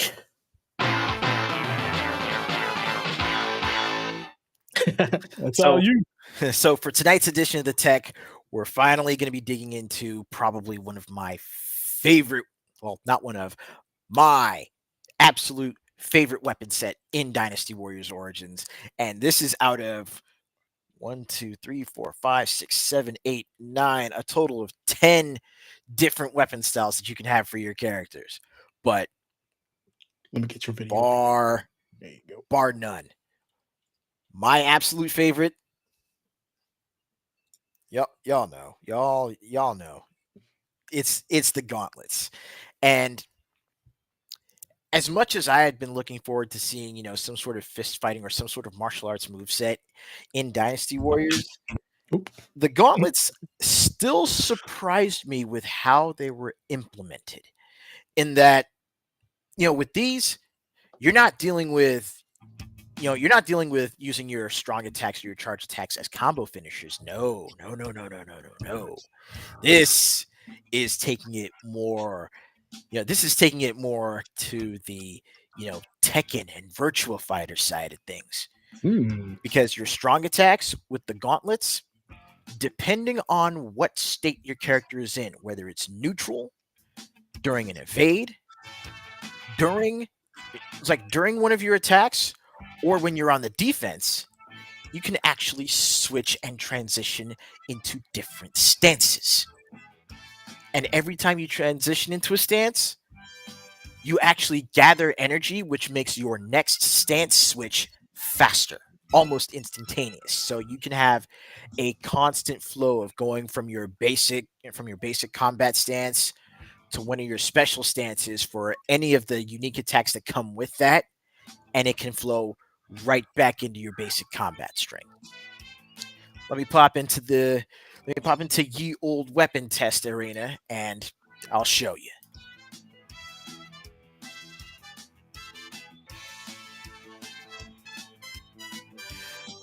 So let's go ahead and let me show you all pretty much what the basic attacks look like for this. You know, seeing as how this does take place in China, expect the kung fu. But we're definitely looking at more, the Baji Chuan style, like Akira Yuki in Virtua Fighter. You've got your 6 basic attacks. The last attack on the string, does some good knockback, helps you create some space. Now, from neutral, you'll go into Tiger Stance. And with Tiger Stance, you've got your two different attacks. Using the standard attack from Tiger Stance, rapid series of punches. And you see that mark that came up on his back and how his arms lit up? That's how you've got the instantaneous transition into the next stance. Now, using your strong attack from Tiger Stance gives you a 3-punch series that actually is a projectile.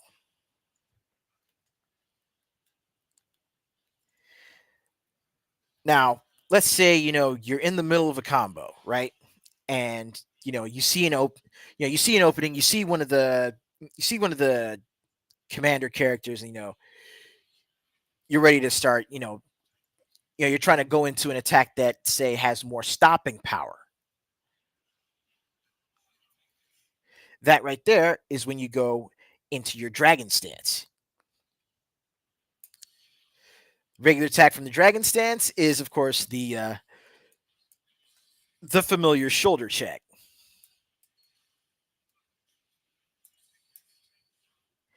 And heavy attack from the dragon stance actually does the little it does a little stomp that creates a shockwave around you. Again, a little something to create space, so that way you can set up for your next attack. And what's more is that you'll find yourself using the dragon stance attacks pretty often just in the middle of your combos, because that's how dragon stance is designed. You're going through your normal attack flow, you switch to the dragon stance, hit somebody with the shoulder check to stop an attack that's incoming. You've got the energy charged up, so that way, if you want to go into any of the other stances, you can do so almost on a dime. Speaking of, Serpent Stance is going to be our next one, and that's the stance you take up from a defensive position. And Serpent Stance has a couple of unique moves. So using your normal attack from Serpent Stance actually transitions you to aerial combat, so you can do a couple of quick moves and then drop back to the ground. Strong attack from Serpent Stance does a more wide range attack that actually pulls enemies in a radius around you, and then finishes with a launcher, so that you're still on the ground, but you can juggle your enemies while you're up there. And of course, since with this game you can jump cancel, again, there's that seamless flow from stance to stance, from ground combat to air combat, back to the ground, using your evades to, dodge attacks and reposition. Which, speaking of, Phoenix Stance is going to be the next one we'll be looking at if you take up your stance during evasion. Your basic attack from Phoenix Stance is a flying kick, which helps you cover plenty of distance, and again, is pretty much plus on block and on hit. So that way you can move into your next set of attacks, or you can set up for something like, say, the shoulder check from Dragon Stance to do a guard break or stop an incoming strike.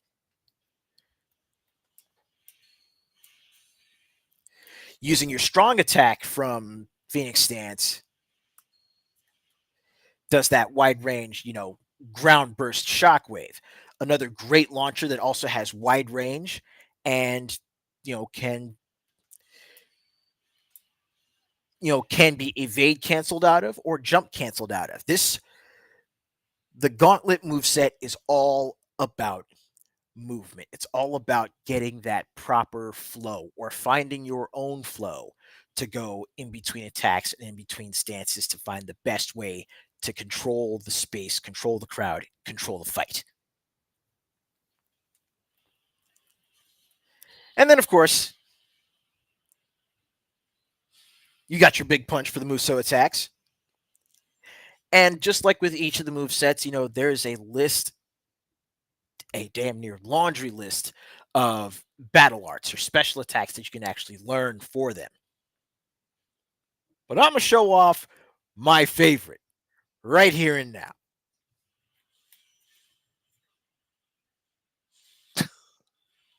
Is that a power bomb? Yeah. You saw that right. That was a Ancient Chinese technique. ancient Chinese technique called the spine buster. Yeah. So yeah, the gauntlets are, again, just a great weapon for combat that is a lot more mobile, but still very hard hitting and very much designed to, in a way, it's designed a lot like, the basis of GQAzndood. I mean, literally, the way of the intercepting fist. You are putting your attacks in the enemy's face to stop them from what they're doing. And but again, once you get that spine buster, it's all over. Conclusion: get the spine buster. It's over. Yes. It's like in conclusion, command grab. Always command grab. Now you did the chakram, the spear, the sword, and now the gauntlets. Is that all the weapons that they have? Oh no. No. Like I said, there are. Oh wow, okay, there's way more. There is a list. So we've got 1, 2, 3, 4. We've basically got the first 4 weapons done. Now, one thing I am planning on doing is, switching up the content of the tech, moving on to some other games, so that way I can, show off some of the things that you could do in games that, you probably might have, games that you probably might have looked over or might not have had the chance to check out yet. But we will definitely be coming back to Dynasty Warriors to finish off the remainder of the movesets, because as hype as I am for the gauntlets, I know for a fact that amongst these 10 weapon sets, there is going to be something there for everybody that lays hands on this game. Do you have a favorite at this point? Because you finished the game, and I know you're still like playing through stuff, and I can see you're unlocking stuff there. But do you have a favorite after all this time? After all this time, preference kind of thing. Yeah, pretty much my 2 favorite go-to movesets: gauntlets and the staff. All right. Cool. I heard it here first. Is there one under? No, there's not one under Halberd. Okay, Halberd is pretty much Sky Piercer, right? Yep. Okay. And that is the Halberd is one that you unlock when you get pretty close to the end of the game, because of just how. Yeah, it's literally Lubu. He's holding it with one hand. Yeah, literally Lubu. When you trigger your ultimate Muso, when you trigger your War God Rage, your character does not run, he does not sprint, he just walks. And there is a constant shockwave aura just cascading off of him. That aura, though. Nice. It's mad. Awesome, but yeah, that's that right there is actually going to do it for the tech for this evening. If you get your hands on Dynasty Warriors Origins, the moment you unlock the gauntlets, be prepared to shift how you see even, the gameplay in Dynasty Warriors Origins, just because, again, you'll have that, sort of free flow combat that you'll have access to once you pick up the gauntlets. All right. We'll appreciate that, Ace. Thanks for the info, chat. Absolutely. Appreciate that. There you go. All right, shout out to Chad, who knows where that little jingle's from. That's like part of the quiz, right? To figure out where all these little tunes are coming from here. So awesome. All right, you know what time it is? It's always figure out. Well, hey, what are you guys playing? Has anything changed since last time? Yeah, actually, on my end, I mean, I'll put it to you this way. This is like for the tech tonight. This is actually the first time I've jumped back into Dynasty Warriors in about a week now. Okay. So you're telling me you're not playing Glow over here on the upper right? Yeah. No, I'm not playing Glow. Glow, whatever that is. Let's see what I got my syllabus. So right now I'm kind of playing. I'm going through the motions till the next release comes out. Right. I don't know what the next big release will be for me, but right now on the ADZ Gaming Challenge, we had just finished Doom on our last playthrough, and wow, it is a doozy of a game. Man, if I could give it a 10 out of 10, I would, but it's not a perfect game, right? But definitely 9 out of 10 for what it is. Still playing Marvel Rivals, still playing Diablo 4, just grinding it out on that season pass. I'm actually level 60 right now on that battle pass, and there's only like 90, I think. So I'm almost done. And usually what I do is I finish the battle pass and I stop playing it till the next season. So usually that's how it works for me. But yeah, next month, what's coming out next month? I feel Monster Hunter Wilds, right? Well, I mean, this month is still packed with games too, like the tail end of the month. Mm-hmm. Like I know Pirate Yakuza is coming out pretty soon, right? Yeah, the 21st. 21st, and then Monster Hunter Wilds hits on the 28th.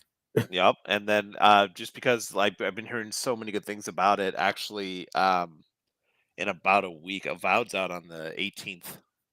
The 18th, okay. I'm saving my time or my purchase for first Berserker Kazan next month, because that's the game that really got my attention day one, like play. Because usually I just buy the game and I put it on the backlog. But since I played the demo, and this is why I think demos are important, I was like, I have to play this game. This game is sick. Like, it feels good to play. It looks good to play. So that's I mean, there's also, because we were talking about just like the throwback styles and stuff that's doing well right now. There's that Suikoden 1 and 2 HD remake that's coming out next month as well. Yep. That's the 11th of March. Let's see, Xenoblade Chronicles Cross remastered hits next month. Oh, Expedition 33. Expedition 33 on the same day as City of the Wolves. Oh yeah, I made an amend on my gaming list, chat. I don't know if you guys knew that. I took out Okami HD. Guess what I replaced it with? What? We talked about it tonight. I changed it to the order 1886. Wow. Because I've never played it. I never played it before, yeah. And I'm looking at the collector's box right here, and I'm like, I should just play that. That's fair. Yeah, I actually found this collector, the one where he's like getting pushed off the balcony, the statue. Mm-hmm. This was at some store for like $20. I was like, hey, let me pick that up. Hey, man, yeah, that's a good deal. You know what, Ace? I'm kind of sad. You know, we talked about Kazan, but also same day, I'm upset you didn't mention we're also getting Venus Vacation Prism Dead or Alive Extreme. Sir, that got delayed. I looked it up. I'm just kidding. Did it? Oh. Well, I'm not too worried about Extreme Venus Vacation because there's the updates that are coming out for the first Descendant. So I'm good. That's all that matters right here. That's what you need, chat. You need all this right here. I'm surprised that's not on your A to Z challenge, so you could stream that. I already played it. Played it again. Plus, I have DOA Extreme 4 Scarlet. Right, that's one on the PlayStation 4. I mean, I'm glad you played Doom because you do have to play Dark Ages this year. Yeah. It's just one of those things. And I was talking about this with some guy at work. He's in a different department, but we talk about gaming all the time. Saw him at the canteen, and I talked to him about Doom 2016, and I was like, man, this is a game that really honors like the original, but you're just playing it on a modern stage, right? And it's one of those things where it's like, I am so impressed with the spirit of the game still being there, but them being able to translate that in the 2020s or 2016. Mhm. And so and I heard Eternal even has more gameplay. Like I read that like your bullet drop, depending which weapon you kill, drops bullets for different weapons. So it forces you to cycle through your weapons more. Oh, word. The second game is relies so much more on that kind of like flow in battle because you got more mobility Yeah. than you do in the first game. You also have a shotgun that has like a hook attached to it. Yep. I read it. So it's That's all amazing. about like movement and controlling like the battlefield. And then also like depending, you know how you do executions right now and you get just ammo pouring Yep. out. But when you're doing certain things in the game, you need to do that to get armor, ammo, and some extra stuff as well. So like it really encourages you to like go in and out of combat. It really does take it to the next level. Mhm. I would say it kind of has that same, I won't say issue, but it kind of has that same vibe of what we were talking about earlier with the game that came before it. Just was such a paradigm shift that it doesn't surprise you as much, but it still does some really good things. So Yeah. Eternal's kind of like playing Uncharted, like two Two. after one. It's like Yeah, it does it better, but it's different. That's maybe a bad one to use because I just love Uncharted 2. It's just like a yeah. peak. Okay, It's so much better. But it's it's just like yeah, playing. It would be More of the like for same, you, but better. GQ. It'd be like for you playing Final Fantasy 8 after 7. Correct. And that's kind of how I yeah, see that as. And here's the thing, like I played Shadow Warrior 3, right? And that game is hilarious. To me, that's like the new Duke Nukem. Shadow Warrior 3 is hilarious. And Nick, I don't know if you played Shadow Warrior 2 and 3. Have you played Shadow Warrior 2 and yep. 3? I have the power of the wang. Yeah, 3 is just like balls out ridiculous. It's Yeah. definitely insane. But while I was playing it, I had like Andre on there, and I think Fluffy was on there for a bit. But Blue Riotbot said that like, yeah, if you like this, you'll like Doom Eternal, because like it's kind of very similar, right? Where the bullet drops for different kills. It forces you to like, some weapons work better on certain monsters, right? Yeah. And then yeah, you're forced to just traverse the map. Like you have Yeah. to move. You can't just sit there and move and Yeah, stand still. Eternal, if you had to like break it down into one word, that game is just could be called flow because it's the flow of battle, the Flow way you Eternal. flow. Yeah, flow eternal. Yeah. Oh, that So sounds yeah, like you have a I'm ready leak for and you it. got to get that looked at. Yeah, I'm ready for it. I saw a little bit of gameplay from the Dark Ages too. I love the addition of the shield and how like you can parry things as a fighting game player. Ace, we love that the P word parry. Mm-hmm. So putting that in a Doom game is like, bro, do you guys play fighting games? Yeah, just when you thought it couldn't get any more metal, it's a shield with a chainsaw Yeah, blade on the chainsaw outside blade, of it, and you have a gun that literally grinds up like skulls to shrapnel. shoot it at people. It's so cool. Like I like the fact that you can throw your shield, lose your defense, right? But the fact that you throw your shield like stuns like the monsters, that's like, high risk, high reward. Like that's to me like a simple gameplay like mechanic that they just added, and I thought that was clever. And Mm-hmm. that's just, and now I just saw this on video. I haven't played it, I haven't seen anything of it, but I saw the trailer. I thought it was super cool that Doomslayer threw this shield at this giant demon, stunned it, but now like he has no blocking potential, but still kind of like paralyzed one demon down. So I think that's a good balance. Yeah. So man, these guys know what they're doing. It's like they made video games before and they just get it. And I love that. It's a video game ass video game. Yo, yeah, it's gonna be a Check shirt, them out. isn't it? It's video game ass video game. That's a video game ass video game. that should be a commercial. I love it. Chad, what are you guys playing over there? Miss Razzo, I know you're playing something. I think you wanted to play Cuisinier earlier. The order itself is the epitome of franchise that could have been a thing. Well, apparently it was, and then they said no. Yeah, it really was. Like I said earlier, it was kind of like a glorified tech demo. There was not a lot. I think it was really short too, like a few hours. But super pretty, super super pretty. So many things that could have been good. I love the trailers for it. The world just seemed like it was going to be so cool. That's like dark, mysterious, like werewolves, Victorian London kind of thing. Yeah, And like I said, looked incredible. But you got into it, and it was cover based shooter, not exactly what you were expecting, and it was super short and didn't do much beyond the really cool stuff. Not to like put down what the team did. It's still like a really cool thing to look at. But yeah, I'm not surprised they passed on it, but just what could have been. Yeah, I think at the time when it got released, a lot of comparisons to Gears of War were being made, and Gears of War just had more value as a game. Like it had multiplayer, right, and a really good storyline co-op. Order 1886 did not have co-op, from my understand. No multiplayer, just pure narrative, like pure third-person game. So I think Speaking of like Gears, sorry, not to so- interrupt you, but speaking of Gears, like the news of potentially getting that Gears 1 to 3 HD, like yeah, I can't wait for that. I really want to go back and replay those. It'd be really cool to do that on stream since you can co-op through the games. Like I miss the story of like the squad with Marcus and Dom. yeah. What was their squad called? Alpha Squad, something like that. They were called something. They were like known for it. But anyway, yeah. And here's the thing: when Gears of War 1 got remastered and re-released, that made me want to play the trilogy again. So the fact that they're doing it again for 2 and 3, guess who's playing those games again? Me, Yeah, right? and Sometimes especially it's all it takes. if the rumors true where it's coming to PlayStation. Yeah, Like that too. that'd be awesome, and I don't know, maybe they'll let you. If I doubt, I'd be very surprised. Maybe not doubt. I'd be very surprised they'll let you do cross-platform, but that'd be pretty cool. You can finally connect a lot of those Even crowds.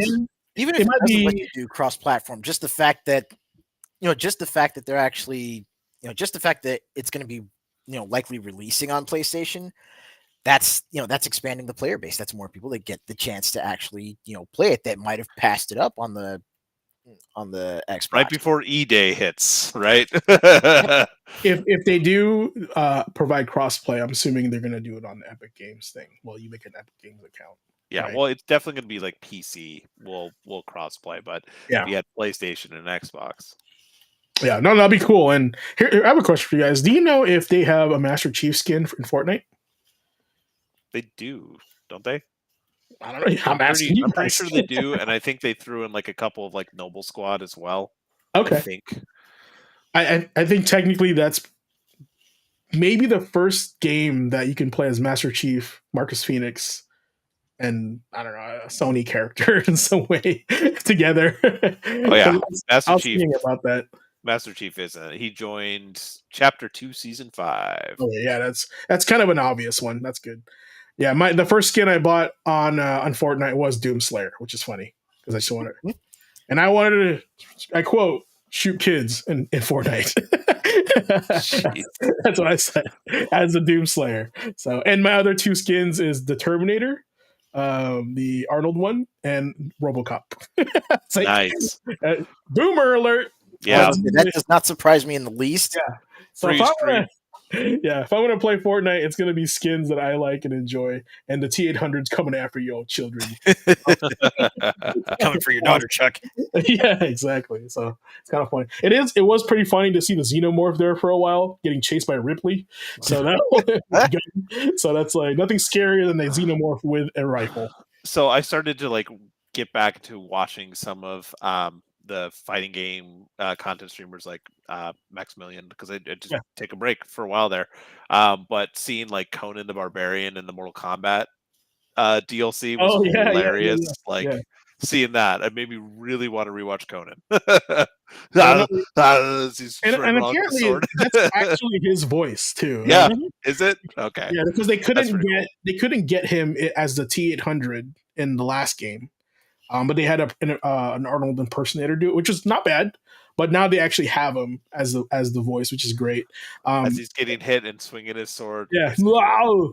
And then the other game that he was like barely in, but should have been in the first place was the Predator game. He's actually a character in that game now. Hunting Grounds, right? Nice. Another asymmetrical game. Okay. Yeah. So to me, that no one plays that game. I tried loading it up because it's free on PSN Plus, and no one. It's so hard to get matches. But and that's the problem with that. Is like I still want to play that game, but yet I have to play it with people and like not bots. So it's just kind of unfortunate because I just want to be the predator and stalk people, and blow up if I die. So my power fantasy. Yeah. So that's about it. All right. Anything else for the good of the order? 1886. No, nothing. Chat. What you guys got? Yeah, that's what I thought. Fell asleep already, huh? What Missy said. Fell asleep with the cat on her. But no, Hey, I get it. I was gonna say just really quickly before we head out. As for what I've been playing this week, outside of the First Ascendant, I've actually been going through a good chunk of my backlog, and I've gotten back into playing. Well, I started playing Monster Hunter Rise again, but I also got back into playing God Eater since the series Oh. just recently celebrated its 15th anniversary. Okay. God Eater. And The third one, right? yeah, God Eater 3 is even looking back on it now, I'm surprised at how good it is, even though I played through it, loved the hell out of it. I consider it. Well, no, I still think the first one is the best of the series, but three definitely raises the bar. But even just going back through and playing it and just, again, interacting with the characters again, getting back into the combat system, checking out the setting, it's all just, it is very much an experience that I would highly recommend folks that are, into games like Monster Hunter and Freedom Wars. Definitely pick this series up. And it's like Value City right now. It's like probably less than $20. Oh yeah, and if you're lucky enough to still find a retail copy of God Eater 2, that comes with a digital download code for the first one. Oh.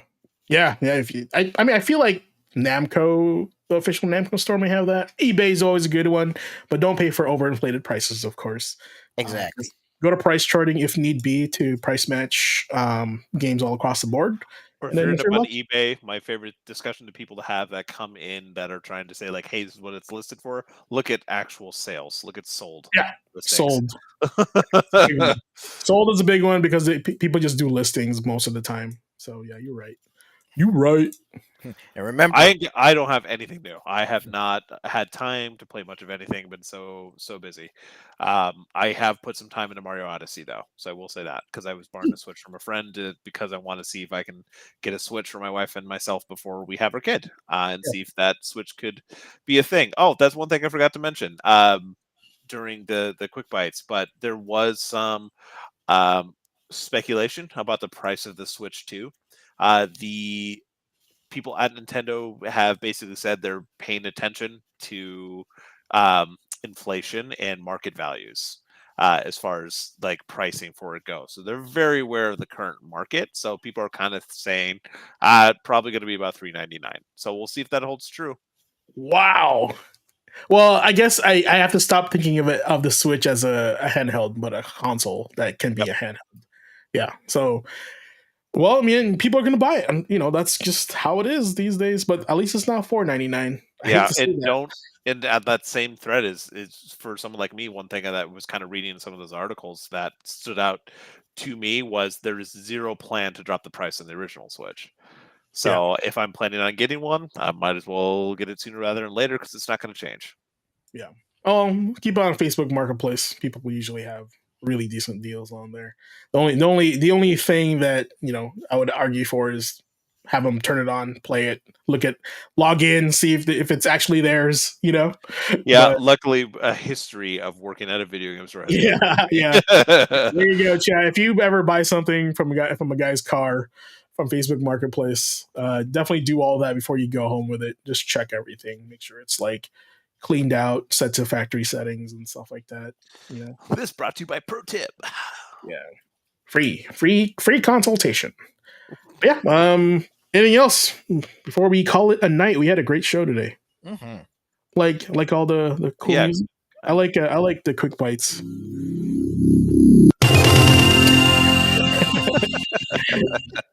That's it. Did somebody say Bloodsport when I did that? That'd be kind of funny. We were talking about Bloodsport at the top. I think it was Yeah. Andre was dropping. He was watching Bloodsport, but put that down to watch us, which I always appreciate. Chat. Thank you so much again. I was for gonna chat use telling the Dreamcast intro for you, just to let you know that. Okay, well, I mean, there's always next week.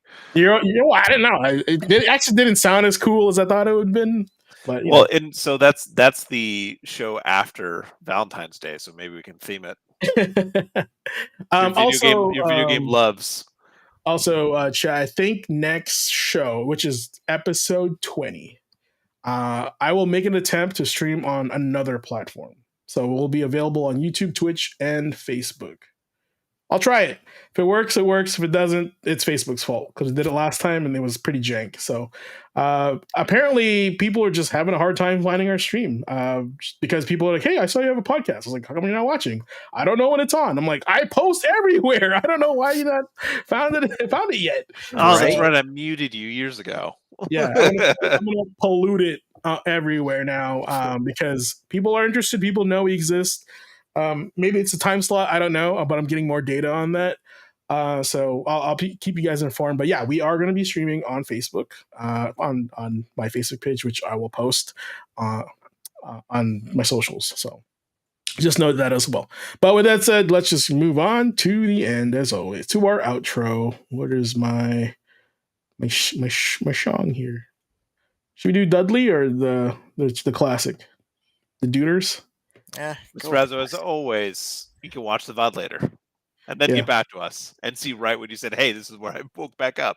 I've got 2 cats. They're both sleeping next to me. I don't keep them on me because then I will fall asleep. Well, she does that. She does that in movies too. Yeah. All right. I'll do Dudley. It's jivey. It's a jivey night. And apparently Jagos, or Fluffy, really likes our boxer-themed music, apparently. He's yeah. One of them they were saying that, like, oh, you're always using boxer theme songs, boxer related, Punch Out, Dudley, right? And I was like, the tech was Punch Out tonight. Yeah, I never noticed. So, but yeah, all right. Anyway, that's a wrap for Class 19 on the Gaming Academy. Remember, gamers, life is just one big open world RPG, kind of like World of Warcraft. But you've got quests to do, things to conquer, gear to upgrade. And sometimes, you'll get stuck at a water level or a temple, one of those things, but never rage quit. Never, ever rage quit. Every setback is just XP toward leveling up. So whether you're grinding through your goals or taking a much-needed side quest to chill in this heavy winter day, night, evening, keep going, keep growing, and always keep that inventory full of snacks and good vibes. For me, it's Sriracha Doritos. Freaking awesome. Shout out to Doritos. Big thanks for tuning in. Be sure to hit that follow button. Catch us live on YouTube and Twitch. And in the future, Facebook. Until next time, stay curious, stay bold, and always save your game, memory card or not.